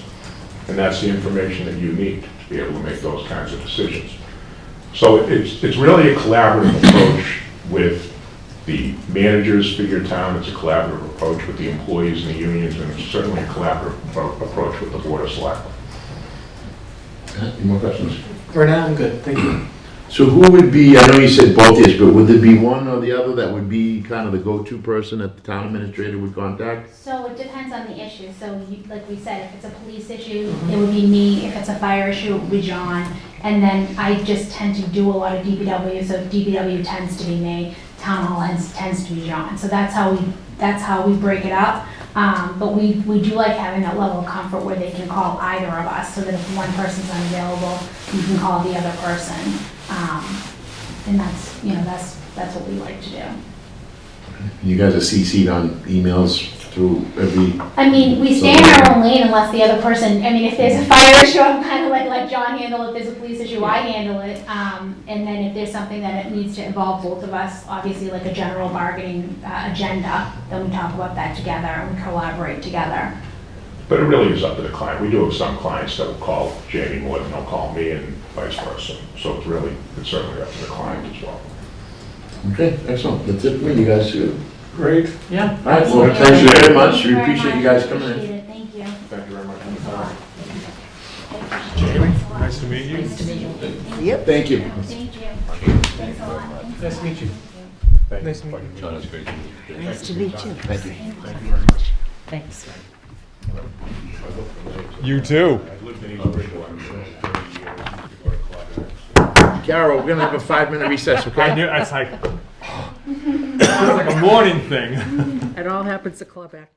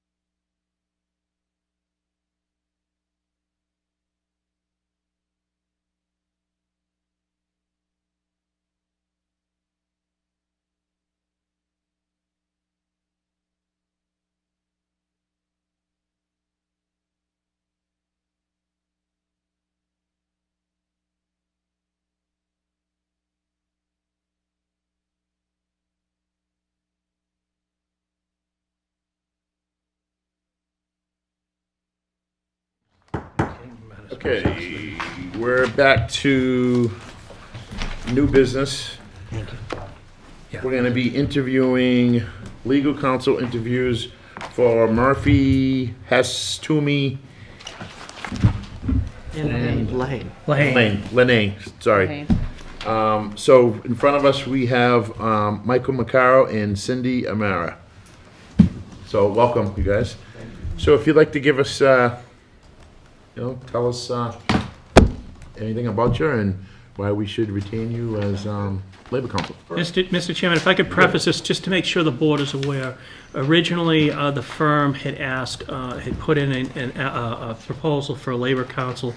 Since then, I've had discussions, and their proposal now is for both general and labor, just so you're aware. Thank you, yeah. Thanks. Sorry, Mike. So first of all, good evening. Thank you very much for taking the time to meet with us. We're very happy and excited to tell you a little bit about our firm, what we do, and what we could offer the town of Hanson. As Mr. McHugh said, we originally applied just for labor counsel, and then we amended our proposal to include town council services as well. That is the revised handout that I've given you today, which has just more information about the firm and really our town council practice, which Cindy is a member of, and she'll speak to you about that. But overall, our firm has been in existence for over 30 years. We have 3 offices. Our main office is located in Quincy. We also have offices in Boston and Springfield. Right now, there are currently 31 attorneys that we have, 2 paralegals, and plenty of support staff. So we are not, the largest law firm in Massachusetts. We're not the smallest. We're right in the middle. And for us, I think, and for our clients, what we really think is that gives great value to our clients. As we've been around for over 30 years representing cities, towns, municipalities, special use districts, as well as a number of private clients, I don't think there's a matter that we haven't seen in both the labor and employment field and in the town council realm. Our firm itself really has, I think, 5 overall sort of branches which all interconnect. We've got a labor and employment group. I believe we have the largest school education practice in the state. We represent public schools, charter schools, collaborative schools, regional school districts as labor counsel, general counsel, and special counsel. We also do special education. That's one of our branches. We have our town council practice, which represents towns like yourself and all the matters that come before boards. Those are mostly governance issues, open meeting law, public records, any land use issues, the stuff that Cindy knows really well, and whenever I get the call, I say she's the one to talk to. And then labor and employment, which is how our firm actually started off as a labor and employment firm. We represent a lot of public sector clients, cities, towns, municipalities, like that, but we also represent private clients. That's one of the things that sets us apart from maybe some of the other firms that you may meet with. You may ask yourself, why does it matter that you have private clients in the labor field? What I would tell you is, as a labor practitioner, a lot of the laws follow what happens at the National Labor Relations Board. And here in Massachusetts, we kind of follow what goes on. So if you don't know what's going on at sort of the national level, and that funnels down, you don't know the law there, I don't think you're doing your clients a good service. So that's why I pointed that out.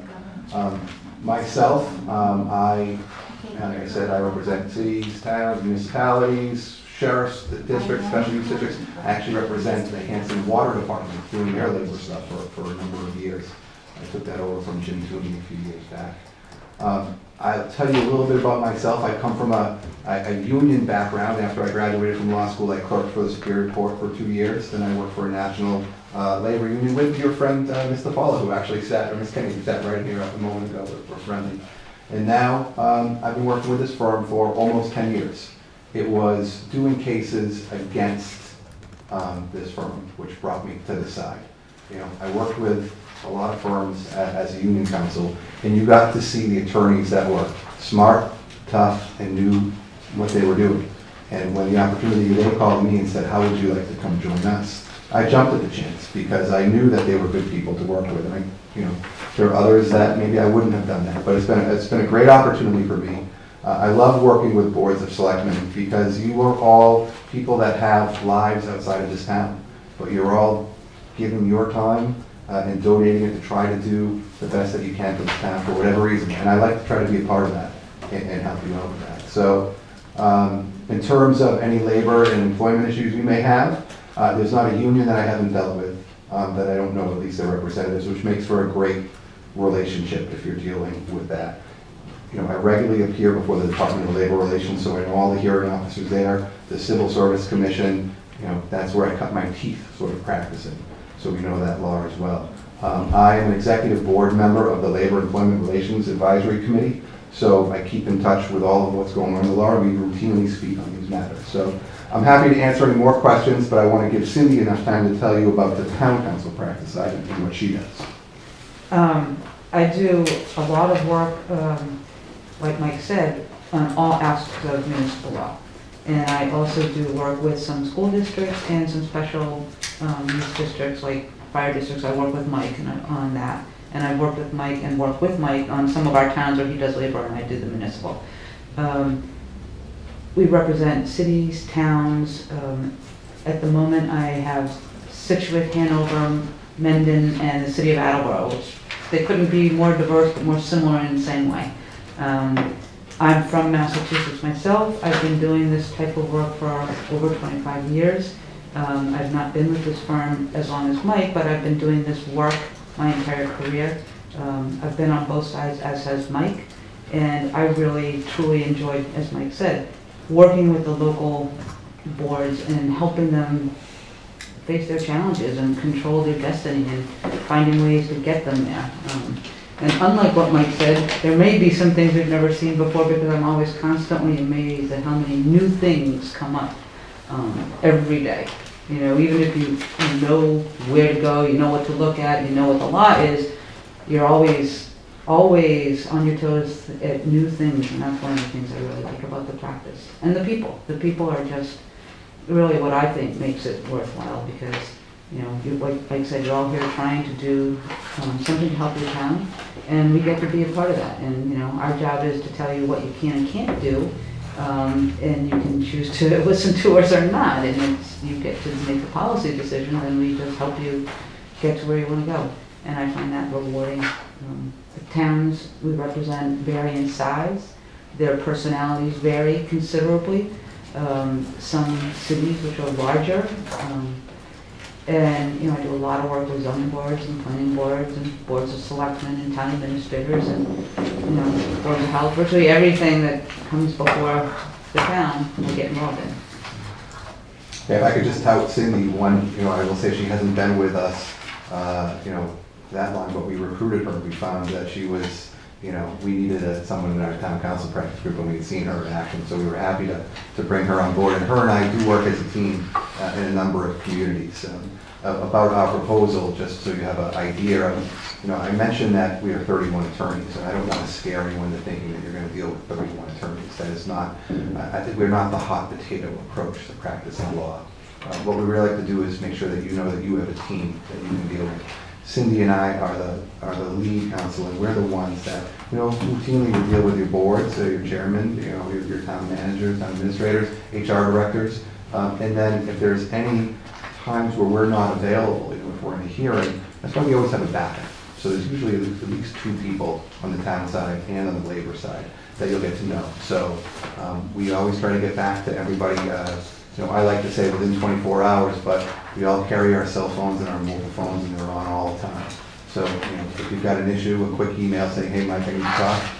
If I'm not in the office, I can usually write back right away and say, hey, I'm in a hearing, or I'm on a break right now. I'll give you a call. At least you know I'm on there. And we try to, you know, I'll use Dave DeLuca whenever he goes on his interviews. He always says, we want you to know that when your issue comes up, that's the most important issue to us that day. So. And I do a lot of work with Dave, and he is the backup on our proposal.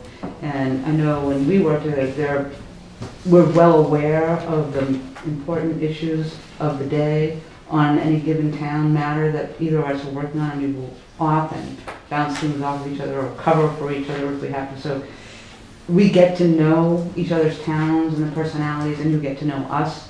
And so that when you are dealing with the backup person, you're really not at a huge loss because you're not dealing with someone who doesn't have a vested interest in your town. So what do you know about the town of Hanson, and what legal challenges do you see ahead of a small town like us? Well, obviously, money is always an issue. You know, I'll speak from the labor side right there, and then maybe Cindy can answer some of the town council issues right there.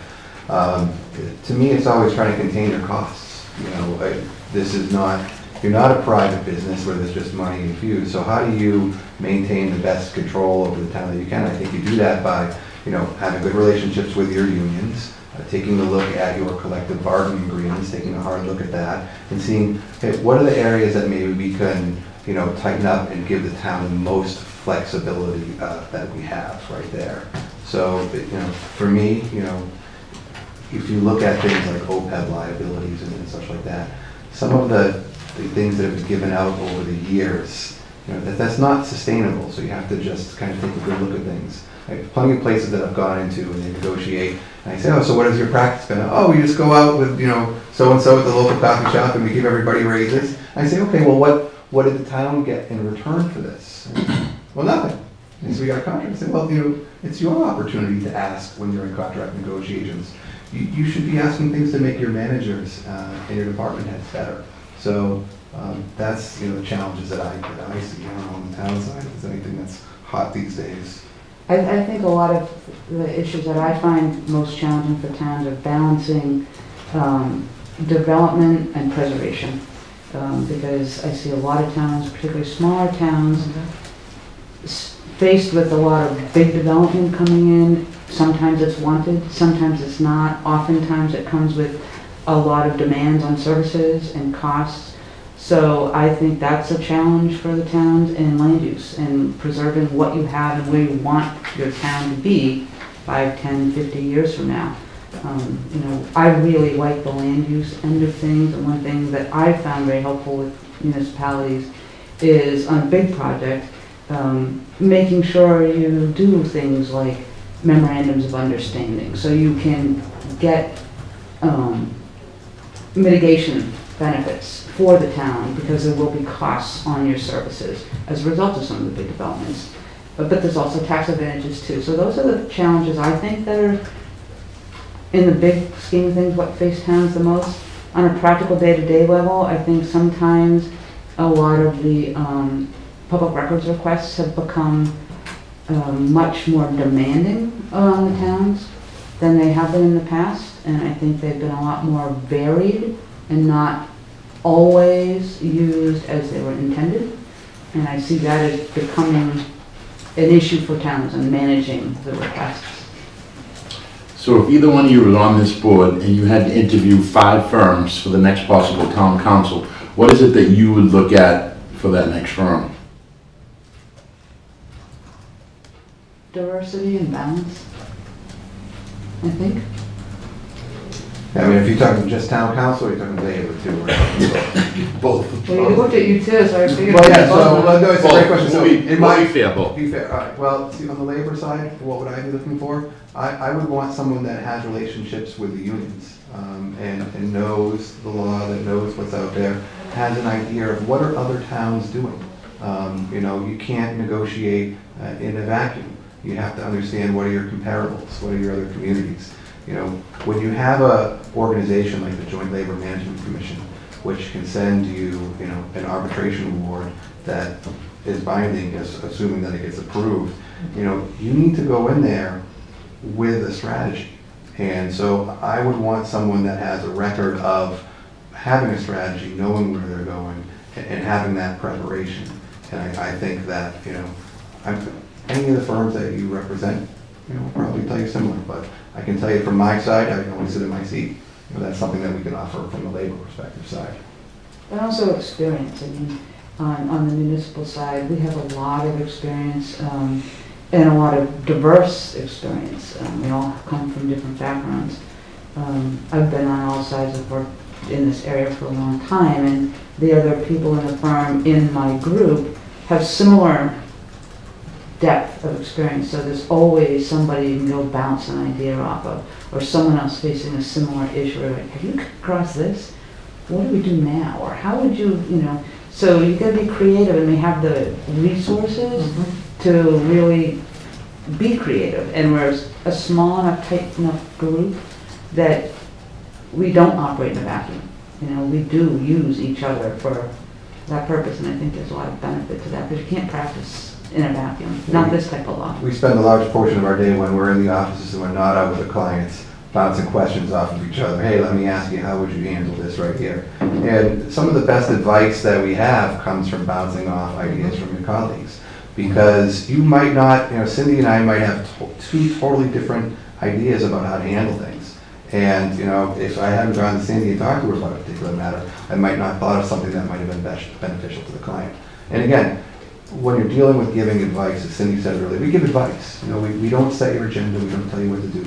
We try to find out what it is that you want to get to and give you ways to try to help you get there.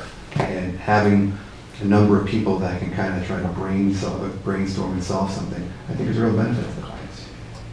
Mr. Dickey, No, I'm just listening right now. do you have any questions? Not yet. Okay. Not yet. Mr. Dyer? Sure. So how do you become up to speed with the history of the town of Hanson and past negotiations and Sure.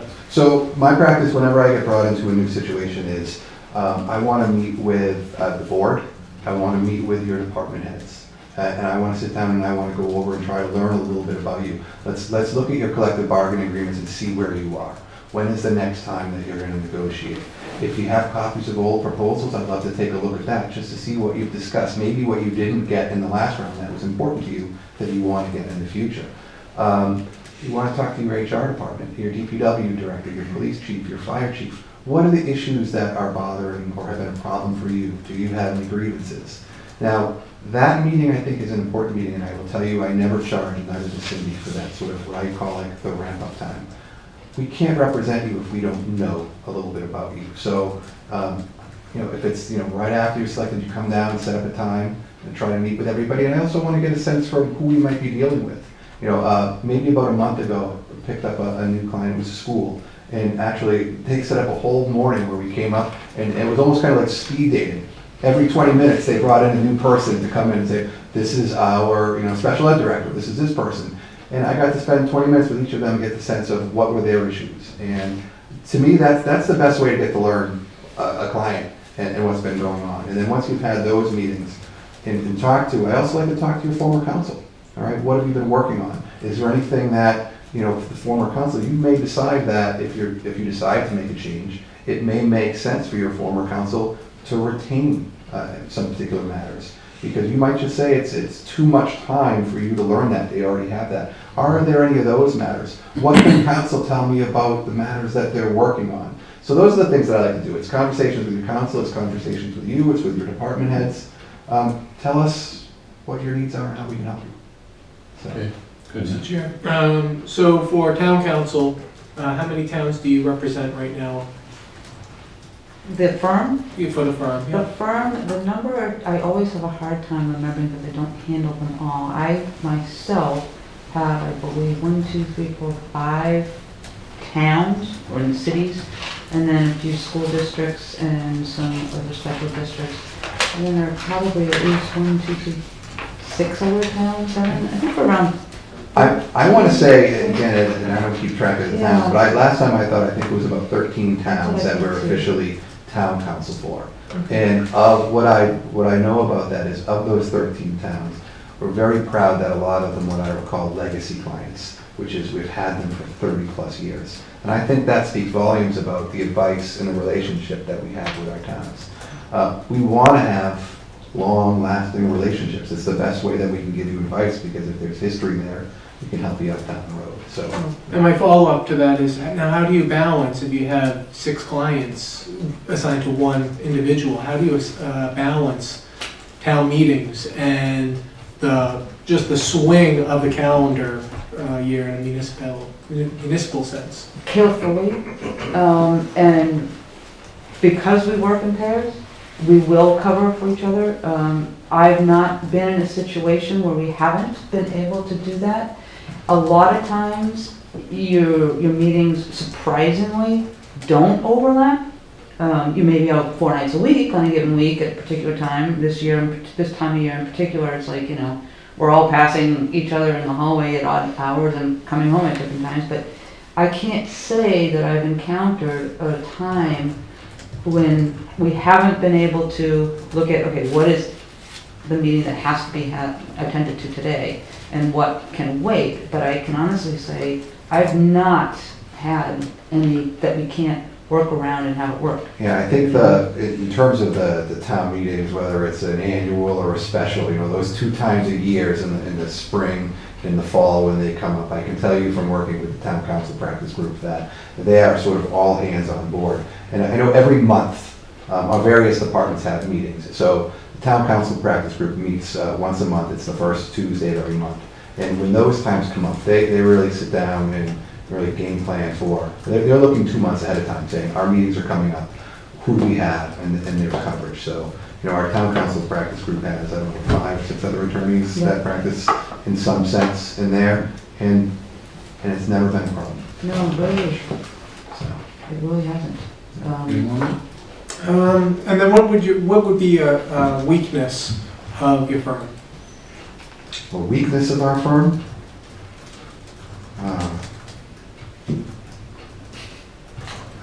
I don't know. I mean, I think it's. You have the answer. I knew you weren't gonna come up with it. Yeah, it's what is the weakness of our firm?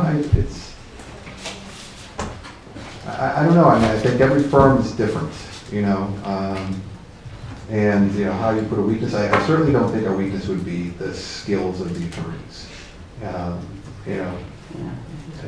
I think that was certainly a strength, but I'm just trying to think of what would be a weakness of the firm. I know, I'm trying to think of that too, because one of the things that drew me to the firm was I loved the people. I had worked with Dave on opposite sides, or I was in a different firm, and we were both working, he was special counsel and I was general counsel. And I just loved working with the people I met. They were all and everyone I met, they were very bright, very dedicated, willing to share their knowledge and experience and to listen. And so it's really hard to sit here and think of what would be a weakness. I mean, I guess the fact that we have to do timesheets, but that's everything. So It's all about billable hours. That's it. Mrs. Clement. Oh, yes, I have a list. Okay, because you're a larger firm, I noticed in your RFP, you specifically said that you're partly woman-owned. And how many total partners do you have, and of those partners, how many are women? So the women partners that we have, Catherine Hesse, Jeannie Tate, Mary Ellen Sawarda, Elysia St. Florian. You said you had 5 in the RFP. Yeah. Kathy Murphy. Okay. So I think those are the 5 women partners that we have. And how many minority partners do you have? How many minority partners do we have? I don't know if we have any minority partners. Okay. I'm Which wondering. I wish we did. Well, food for thought for the future. I got from the RFP that you guys are working in teams, and I was able to look up today on the Massachusetts Bar of Overseers, you and your partner, Kier, or I'm sure Kier Walkerhauser? Okay, That's a mouthful. I mean, that's like, it's like some kind of a joke to try to pronounce that the first time out. So I was able to look up that you guys have been in practice for a while, and clearly you have, and I'm assuming that David has as well, who's your peer. Okay, great, that's good. Some of the proposals we've gotten have been flat fee proposals. Is that anything you guys would ever entertain?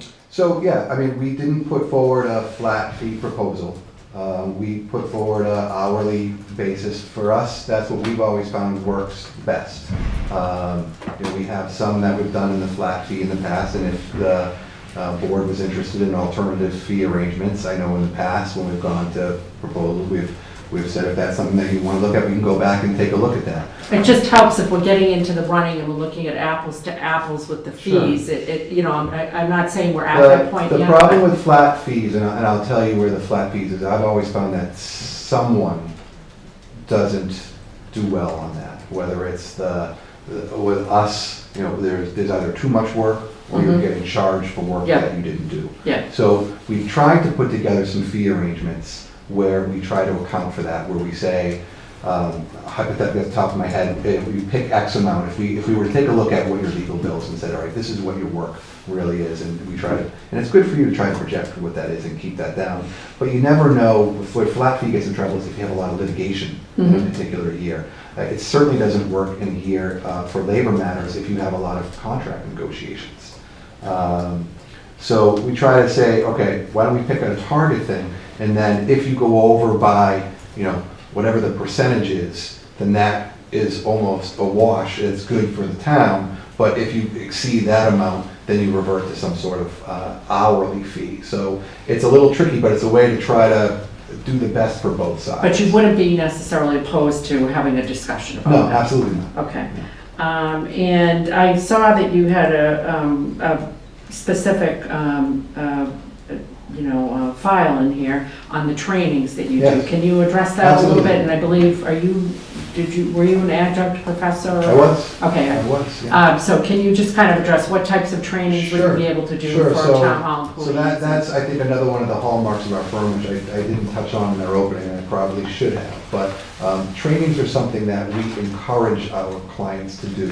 And also, our clients will often ask for that. So there's a tab back here, I think it's in tab 5 in the document that I gave you.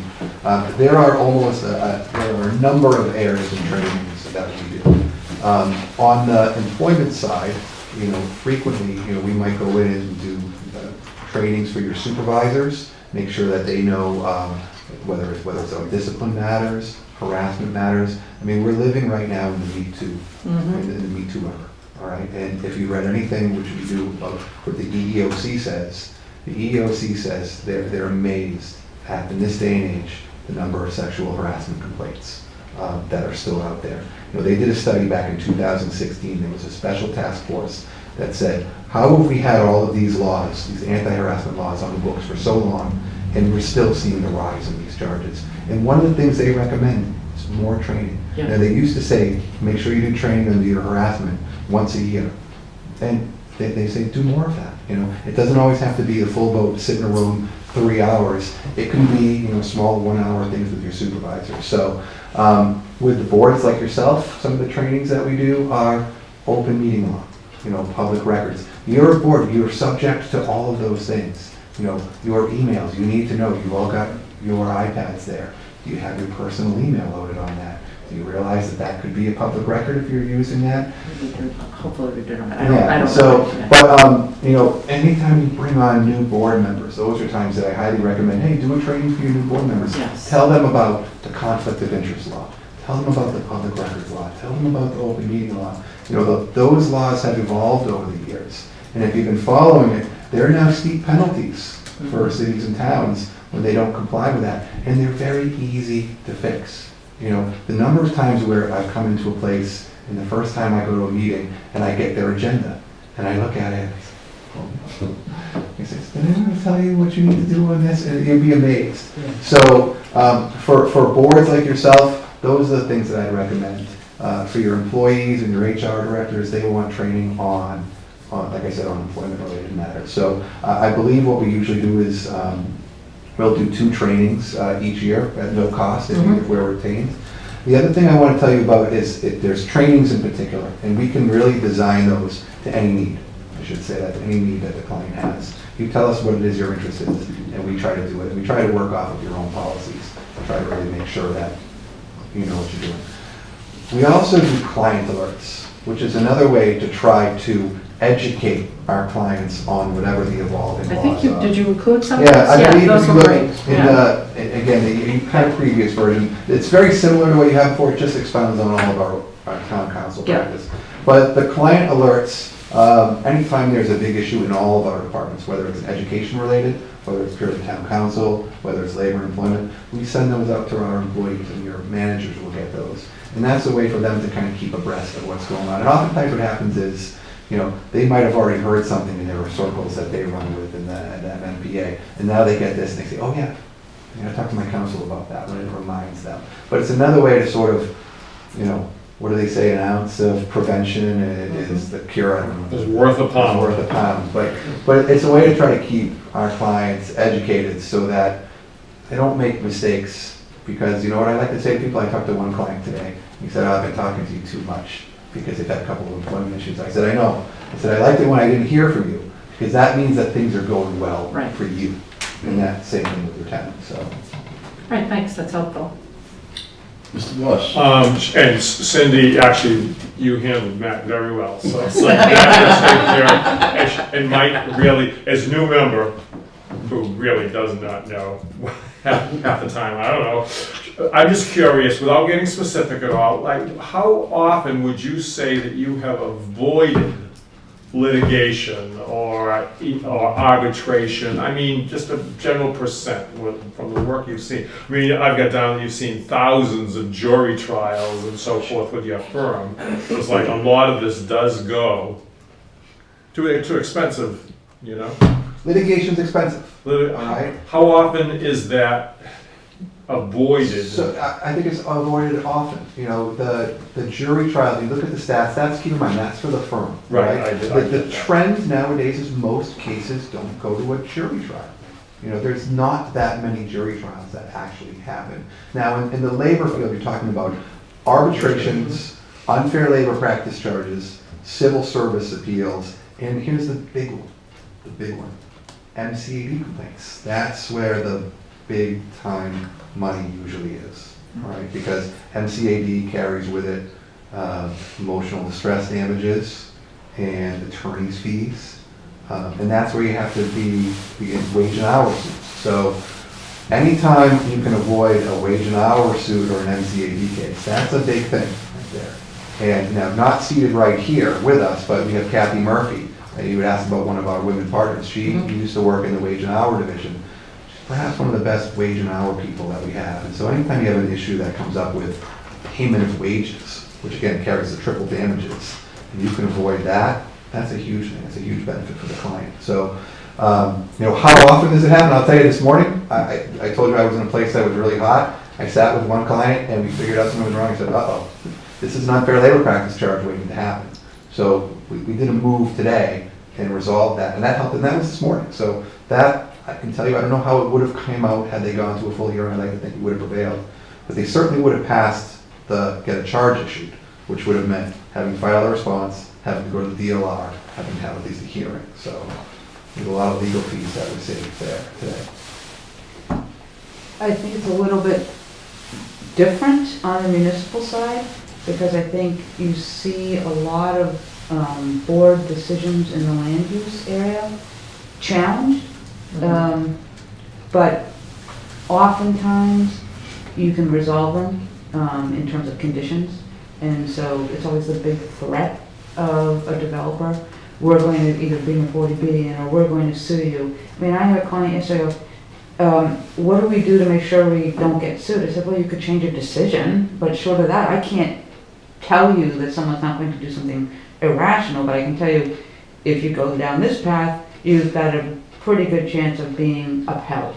If you go this way, well, you might want to rethink how you're going to do that. But I do find that it's often hard to prevent appeals because a lot of them come from abutters, and you can't necessarily do as much directly to solve it. But I do find that once it gets to appeal, most of them resolve themselves amicably. That's been my experience. Any more questions?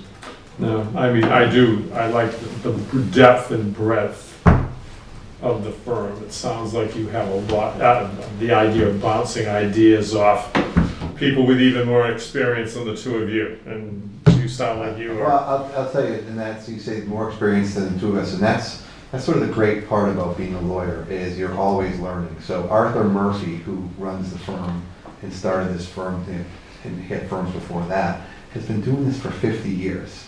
Before I came down here tonight, I was in the firm with him and Keir Wachterhauser, who you referenced, and we had an arbitration for one of our private clients.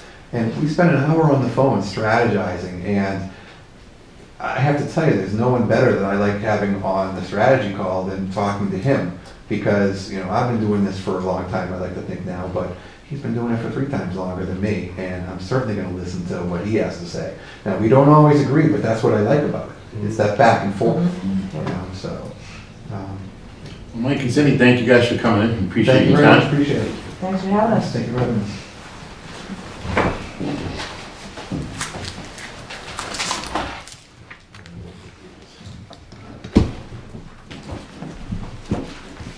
Okay. Next, discussion on appointment of selectmen liaison to the Recreation Committee. Thank you, guys. Does anybody have any thoughts? I know I do, but I don't want to be the one to say it first. Well, can somebody lay out what's being proposed so that I know that we're, you know? Well, I've had conversations, and we do have Diane here, who's the chairman of the Rec Commission. Diane and I have been talking in terms of, it's been, I think, a year or so that she's been chair, maybe a little less. And, we've gone through some changes at the camp. We've gone through, looking at the various ways things are run, the way things had been proposed to be run, and the way things are practically being, in all practicality being run. And I believe that between Diane and her board, there are some things that perhaps going forward we might want to make some adjustments to. Again, as we have the experience of having these things materialize. So in the course of the discussions, Matt had been going to some of the conservation, the Rec Commission meetings. So I started picking Matt's brain, and I started giving that information to Diane.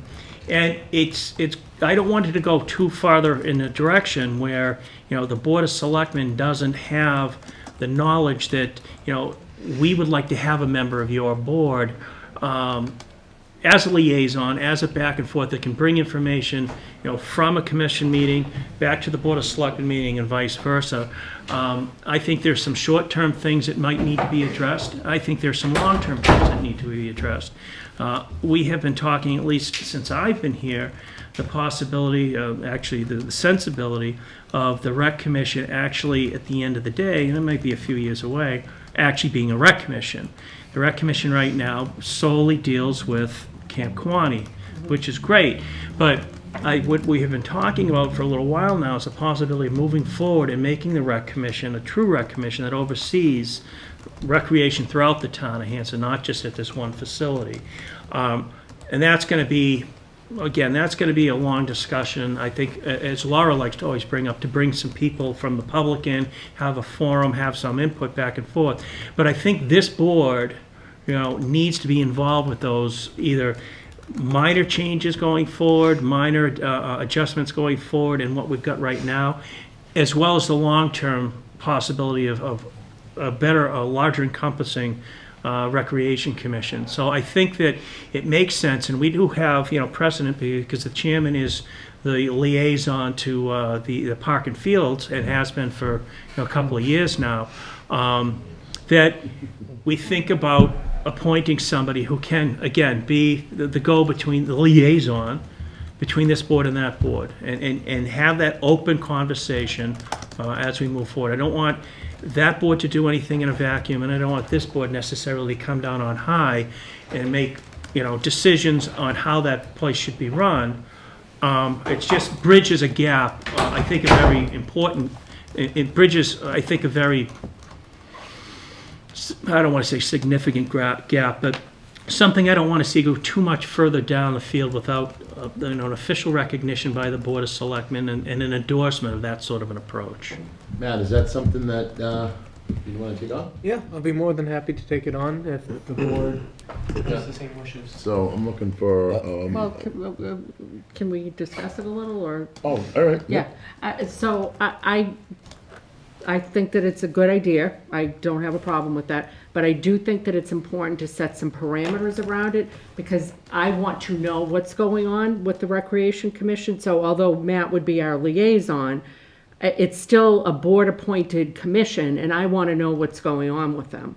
I also think that they've got an awful lot to do. They've done a lot, but they've got a lot to do. Mm-hmm. And, with infrastructure and programming and the like, we all know what needs to be addressed.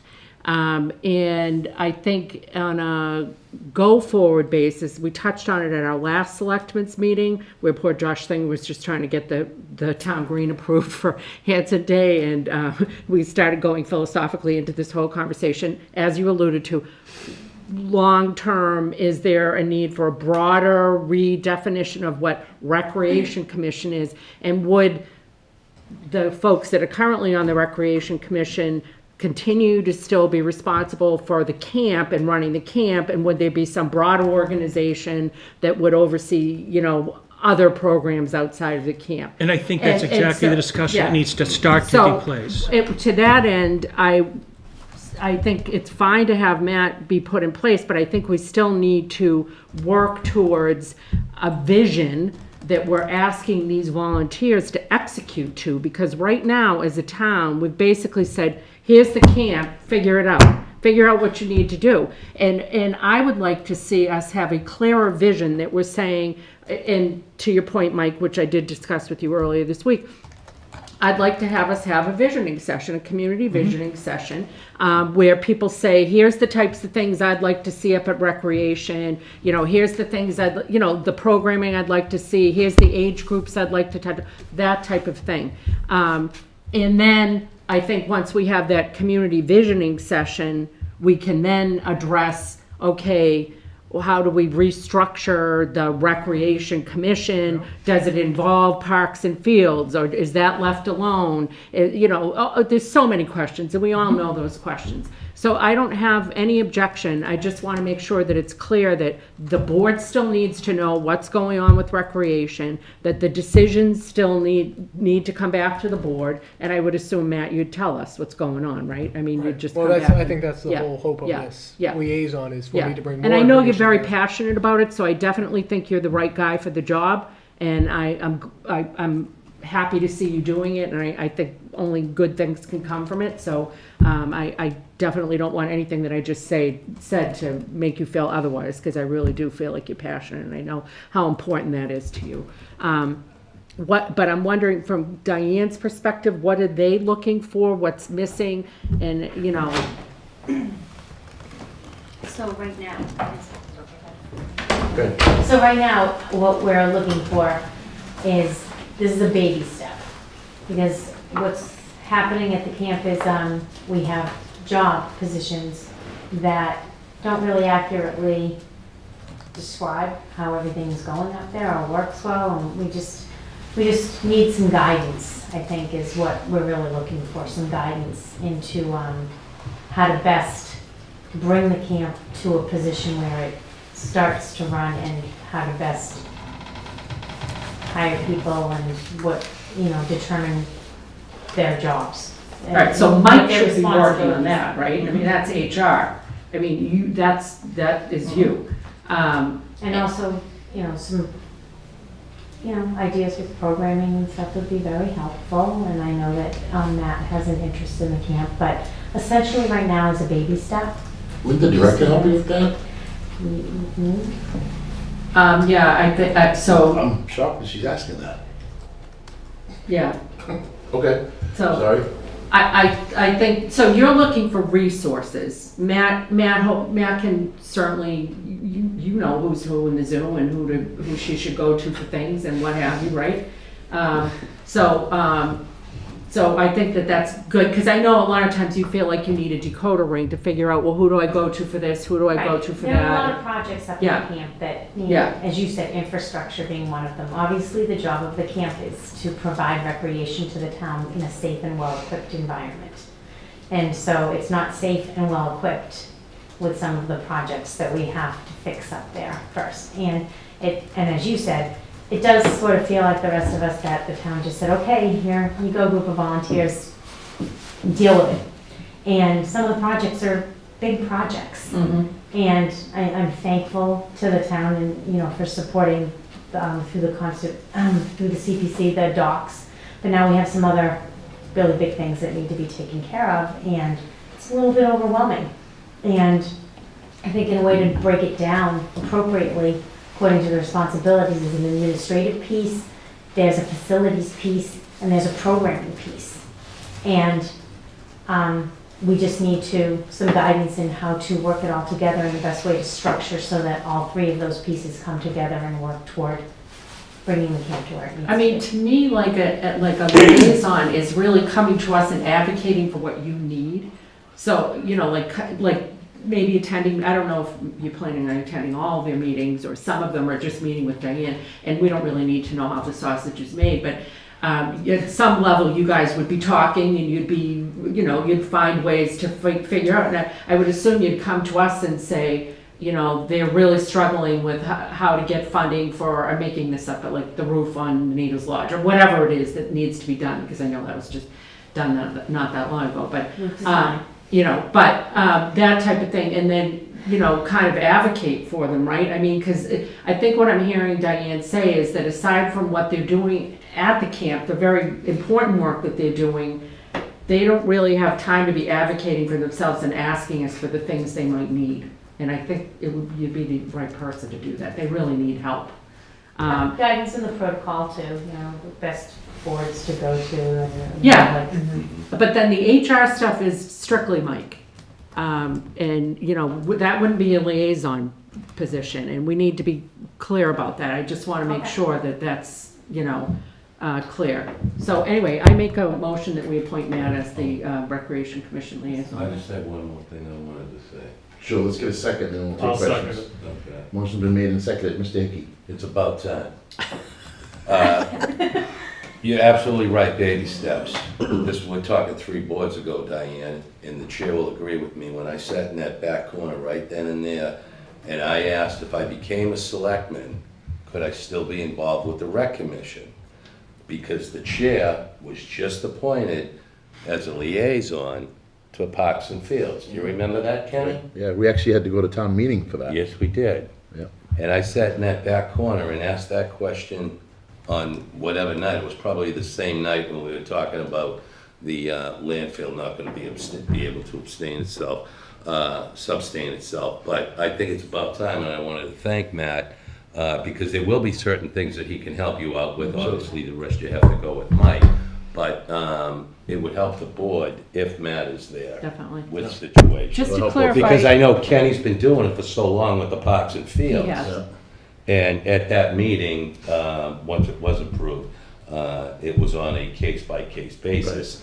Obviously, we have another case. But just to it clarify, the benefits reason both sides. Kenny had to be, not to single you out, but since we're talking about, that situation was so that you could continue to be a member of that committee. Yeah, I'm an ex Yeah. officio. I have no Exactly. voting rights. Yeah, okay. And the reason why is Neither that would position of Parks and Fields Yeah. has to be appointed by the Board of Selectmen. Right. So a selectman can't appoint another selectman to take that position. So Right. that's Yeah. why we had to go to town meeting and change, not for me, for future selectmen. Well, I thank Right. you for stepping up, Matt, I do. I think it's gonna be a huge help to them. Thank you. Because it is a baby step. I see where the town needs to go. It's growing. You need a much bigger recreation You call him a department baby? eventually. He is. I've shown He him. is. But like, I know you eventually need soccer fields and everything that kids can actually play on. But we just That's need for a to different focus meeting. on, we just need to focus on the camp and bringing it to where it needs to be. And we're all volunteers, as you said, so we just need a little bit of guidance. Diane, thank you for your efforts. Okay. Yeah, thank you so much, and thank the rest of the commission. Motion's been made and seconded. All those in favor? 5-0. Thank you. And thank you for sitting through the legal counsel That was RFPs. very interesting. I have definite opinions. How kind of you to say. Okay, next we have accept a donation of 600 flower bulbs from Pembroke Lowe's. Who got those? Where'd that come from? Matt, are those the bulbs that you planted along with many, many other people up at the food pantry? Yes. Yes. Yep. I motion that we accept the bulb donation, and I thank those people that planted them. I understand there's still yet bulbs to be planted. Yeah, no, this was a very kind donation from Pembroke Lowe's. Yeah. We were only asking for 200. They went above and beyond, gave us 600 and Lucky you. whatnot. So I already wrote the thank you letter, sent it, hand delivered it to the appropriate people over there. They're very excited for what we're doing over at the hospital, and they just hope that we send them pictures in the spring. It's going to look amazing in the spring. It's So- going to look great. Will you second that motion, Mr. Dyer? Sure. Okay, excellent. The motion's been made and seconded. Any more questions? All those in favor? 5-0. Okay, appointments, resignations. Christine Spencer, 343 Elm Street, an appointment to 200th Anniversary Committee, indefinite term. Doesn't that have ending? Well, it really isn't, I mean, after 2020, it's a moot point, so I wouldn't say it's Right, indefinite, so but. 2.5 years. Yes. made it- So item 6 on here, if you guys read it. We read it. Yep. Okay, good. So I'm looking for a motion to appoint Christine. Mike, you, She's not here this She's not evening, here. You but met with but I her? met with her per the policy, and I do approve, or I support the board's action on this. Good. then I'm good. I just need a motion. So moved. Second. Motion's been made and seconded. Any more questions? Nope, welcome board, we're All thrilled. those in favor? 5-0. Thank you for stepping up, Christine. Old business, vote to sign the purchase and sales agreement, authorize the town administrator to sign the closing documents for 270 High Street. It's item 7. Motion's been made, and I'm looking for a second. Second. Motion's been made and seconded. Anybody have any questions? No, but I do have a comment.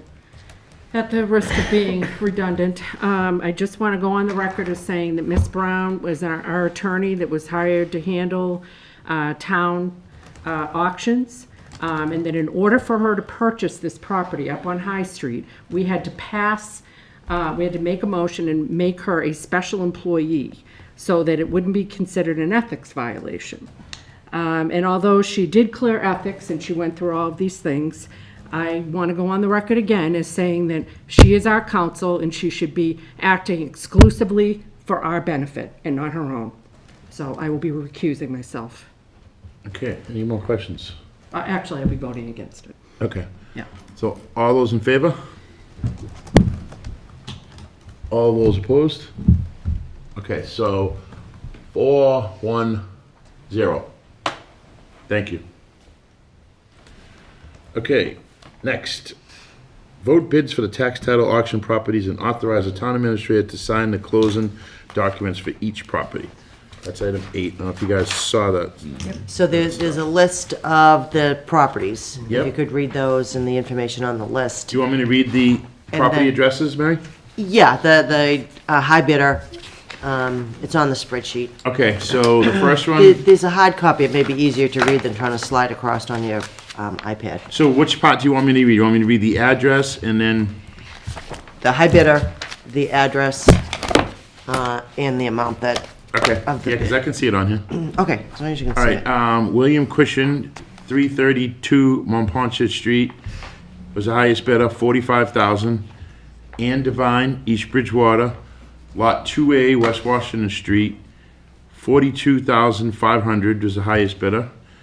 William Cushion, Hanson, 143 Woodbine Ave, $20,000, he was the highest bidder. Ruth Teague, Lot 683 Hancock Street, $3,000, she was the highest bidder. Kyle Slagren, Lot 21A Glenwood Place, $5,250, he was the highest bidder. Kevin Perkins, Lot 2B, 2 Pine Grove Ave, $8,750, he was the highest bidder. Virginia Casoli, Lot 14 Phillip Street, $5,000, she was the highest bidder. John Rothwell, Lot 9 Woodbine Ave, $2,000, he was the highest bidder. So, looking for a motion. And I have a to- motion there that has to be read specifically. do you? I move Yes. the board Do you have vote that? to Okay, accept thank the you. bids as presented by William Cushing, Ann Devine, Ruth Teague, Kyle Slagan, Kevin Perkins, Virginia Casoli, and John Rothwell, or to their nominees, and further authorize the town administrator, Michael McHugh, to effectuate the sale to the winning bidders or the nominees by executing any closing documentation necessary in the opinion of legal counsel, including but not limited to the deeds and settlement statements for properties from the tax title auction held on Friday, October 26, 2018. Second. Motion's been made and seconded. Any questions? Well read. All those in favor? 5-0. Thank you. Mr. Chairman, just so you know, both of these, both the High Street property and these several properties that you just read should all be closed within the next week and a half or so. I was Perfect. just going to ask you that, Yeah. so. On the okay. tax roll, nice. Yeah. Good job with that. Okay, next, 16 Liberty Street status. I'm not gonna read that email. Mike, you wanna give us just a brief? Well, I'm going to paraphrase it, sure, and as the board is aware, because the board voted a twofold order at its last meeting. One was that the property owner of JJ's, or what was formerly JJ's, first needed to erect a fence within 5 days of the order, and then within 45 days of the order to clean up the debris. Obviously, you've been by the property and there's no fence.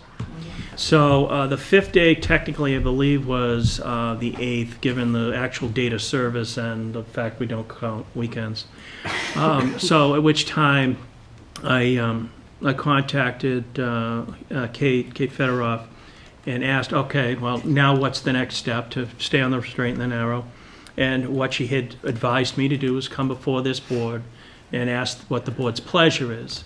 Now, the board has 2 options at this point.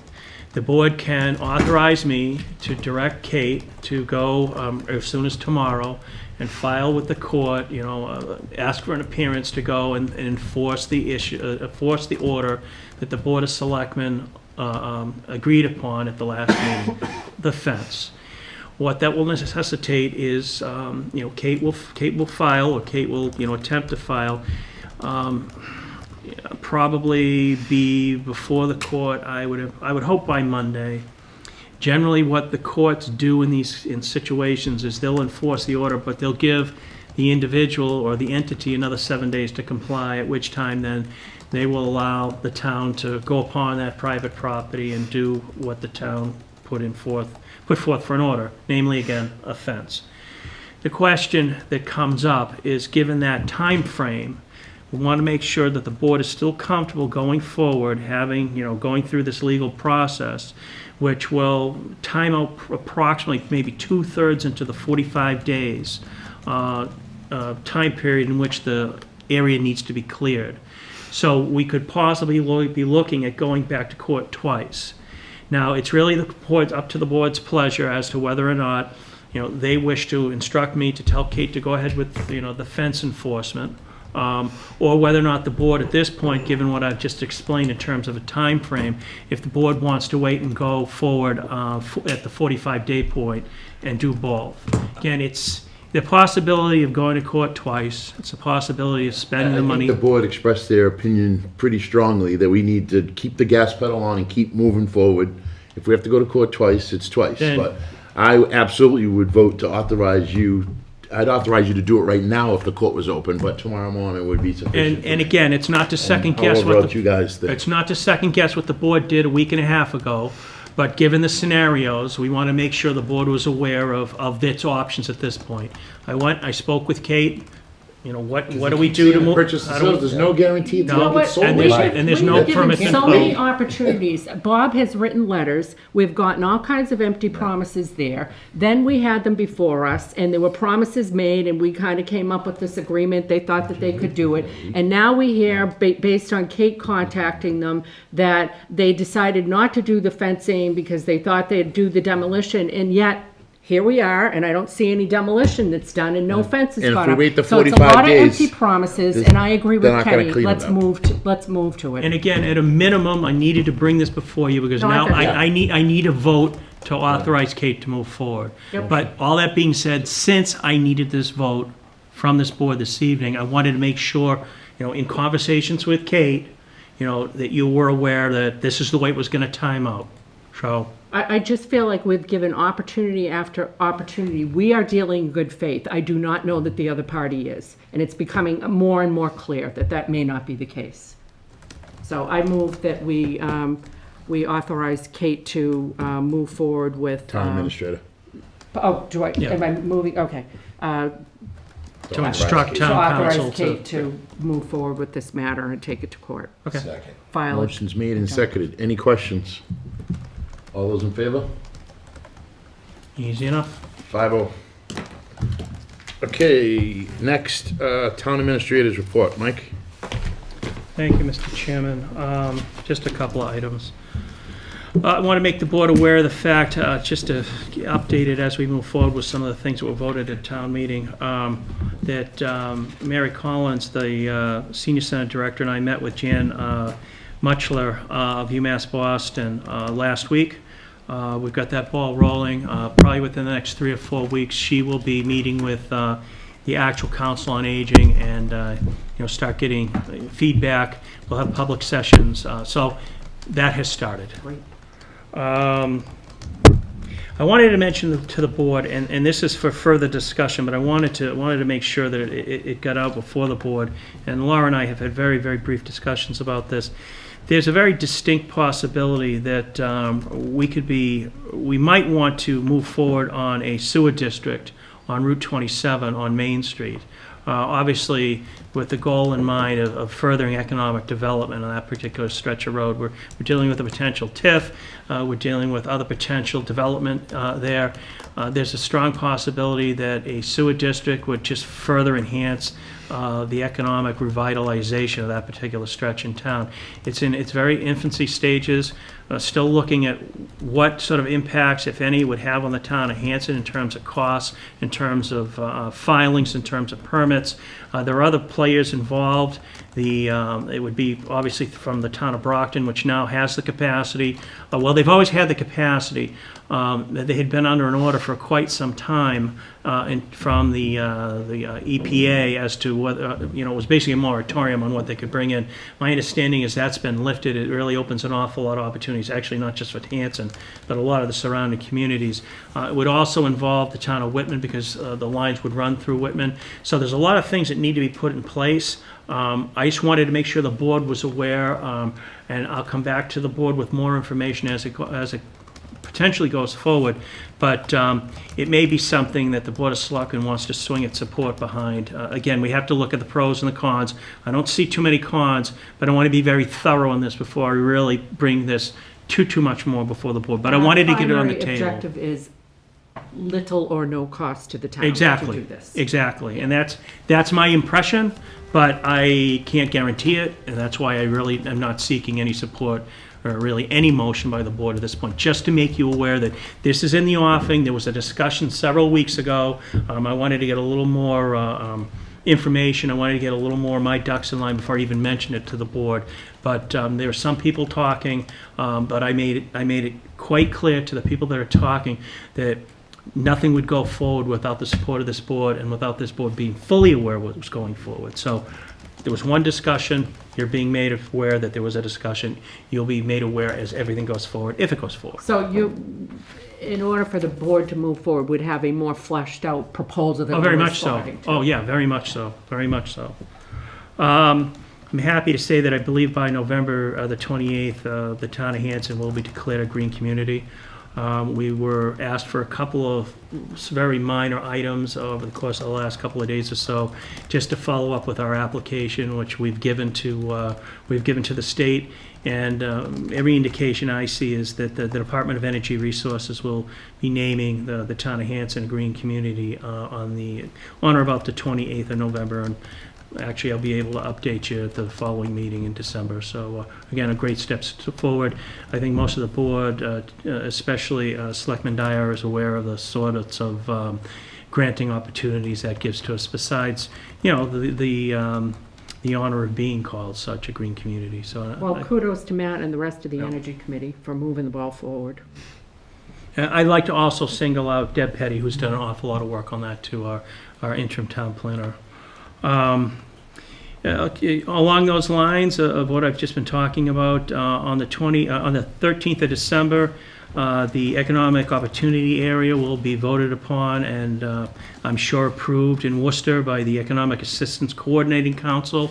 I may or may not attend that meeting, but again, following through and moving forward on some things that were done both by this board and by town meeting, and just further enhances the possibilities down on that stretch of road in South Hanson. I think that Matt kind of touched upon it with his appreciation of the veterans here in the town of Hanson and throughout the country. We did have the recognition breakfast on Thursday last. It was an extremely high turnout, from what I've been told, one of the highest turnouts they've had in quite some time. It was very well received. I gave the board's greetings. I gave a quick 2-minute spiel. But again, I made sure that the veterans that would gather there, the seniors that would gather there, were aware of the Board of Selectmen's support of both the event and our veterans. We obviously had an election, quite an election, on November the 6th. And I believe Matt touched upon this as well, that there was an awful lot of people that actually volunteered, helped, kind of went out of their own roles and went and really was really a joint effort to get through something that was, well, it was quite an undertaking. And I think everyone appreciates that. However, what I did want to say, as a result of our own local election, that both the banning of retail marijuana sales in the town of Hanson and the rescission of the zoning that was passed at a previous town meeting to allow retail operations, both passed or failed, or however you wanted to put it. Neither are going to be allowed as a result of the ballot.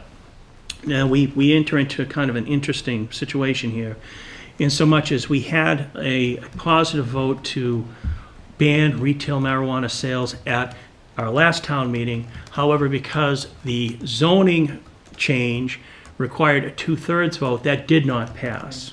So what I believe we need to do, and again, both the town clerk and I and Labor General Counsel are looking at what the next steps are. We're pretty certain of what those next steps are.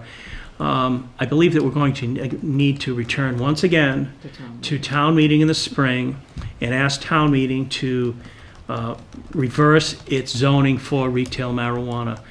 I think that it sends a very mixed message right now. I think that should we be challenged, I think it's defensible. I think the general bylaw will trump over this zoning bylaw that still is kicking out there. However, to make it clean, to make us less exposed to any possible challenges, we need to go back to town meeting and get it done with once and for all. The problem, as I see it, and the problem as I had always seen it, was that mixed message allows the possibility of somebody trying to make a case where they could say, well, you've got the zoning, and at the end of the day, I think we would prevail in terms of not allowing that, but there's a very strong possibility that we would need to go to court and spend money. And at the very least, I'd like to clean the slates and make sure that that possibility of having to spend that money to defend ourselves is gone. So again, we need to double check, make sure that what I'm saying is correct. I'm pretty sure that I'm correct, but again, between general counsel and the town clerk, we're going to figure it out. I've already said something to the chairman of the, excuse me, of the planning board, a very strong possibility that will need to happen because they'll need to go through the hearing process yet again. But we're going to make sure that whatever we need to do, we do it by the book, and we get it over and done with one way or the other. That sounds like what Kate kind of had warned us Yes. might happen, and that's how she said it would go down. Yes. I have heard, just to add a further wrinkle and complexity, that, and actually I'm aware that there is a citizen's petition going around for the next town meeting to put the question back to town meeting about whether recreational marijuana will be allowed in town. So. That's interesting. That's interesting, and I guess I'll leave my comments at that. Well, we can't really say anything until it's turned in, and then we'll Yeah. have to respond to it. And Yeah, and I'm not sure how to respond to that. I've never seen something like that before, so I'll reserve any sort of even off-the-cuff comment, so. Mike, while we're on the elections, do you know the percentage of turnout and how that compares in previous elections? 68%, Beth said. Yeah. Yes, it was lower than the general, but not by much, by the prepresidential, It but was not pretty by close much. to the president. She was, yeah, I mean, it was. And of course, as the board can appreciate, a lot of the activity, should we say, a lot of the fact that town clerk needed some of us to pitch in and help was that technically, and most of the people listening to this, this meeting were there and understand it, there was actually 2 ballots. They couldn't be combined. So there were 2 check-in procedures, there were 2 checkout procedures, there were 2 actual physical ballots. So the work that the town clerk needs to do in any general election, whether that be a general election or a primary or a state election, was doubled. So it certainly was a challenge to her and to her staff and to her volunteers, and I really do think that, and I know that, again, the board understands and recognizes this, she and her people really deserve a pat on the back for managing that. I was here at Town Hall for most of it, and they put in an incredible amount of time, an incredible amount of work. I believe that after the election, they didn't leave Town Hall till 1:30 in the morning because they wanted to certify everything. They wanted to count everything, and they wanted to get the results out. So it was quite a Herculean effort on their part. So again, kudos to them, and congratulations to them for handling what was a very difficult election. The only other thing I'll mention is tomorrow there are some representatives from Mass Housing coming to town. I believe we'll be joined by the town planner and maybe some other people from the planning board, maybe some people from the Conservation Commission. We're going to do a site visit to 280 Liberty Street, the 41B that's being, the 40B that's being proposed there. So if there's anything I need to bring back to the board, I will. The board is probably aware that, you know, the whole 40B process, generally we don't have an awful lot of input to it. It's I won't get into the pros and cons of that at this point, but I will at least represent the town, represent the Board of Selectmen tomorrow morning at that walkthrough. And again, if there's anything to report back, I will. And that's all I have, sir. What about the grant from Mike? All right. Came in this Thanks, morning. Mike. Mike Nix gave you the grant? I didn't even read through it. Oh, the last minute, okay. Committee reports, 200th anniversary. We have not met since the last, so I have nothing. I'll take a pass on that. All right. Energy Committee. We have not met. Okay, we'll give you a pass too. Final Plymouth County Hospital Reuse Committee. We had a meeting last week, and we met the engineer who will be drawing up the plans for a potential park up there, and we had a really great opening discussion. Talked about what we hope to get out of the whole project and working with him and his firm and whatnot. So it was really a great meeting. Nothing's been drawn out or anything like that right now, just so everyone at home knows. The next steps is we're going to have a few more community meetings for outreach. A shout out to the Whitman Hanson golf team and the Whitman Hanson National Honor Society for coming out and helping out with clearing brush and helping out at the food pantry and planting bulbs. A lot of activity up there. It's all really exciting. It's slowly turning into what I think Hanson wants to see up there. So. Excellent. Nice job. Okay, Highway Building, we haven't met. McQuon School Reuse Committee. We have our next meeting, I believe, December 5th, Yeah. Mike, yeah. And at that time, we will be discussing our McQuon survey results. Yeah. And having a conversation about next steps, which we will bring back to the board. Being said, I'm looking for a motion to adjourn. So moved. Second. Motion's been made and seconded by Mr. Dyer. Okay, don't run off, Jim. All in 'Cause favor? I know you're a dasher. We just need everybody's signature on this first page. There are no lines, Thank you. Good night. and I need Kenny's signature on it.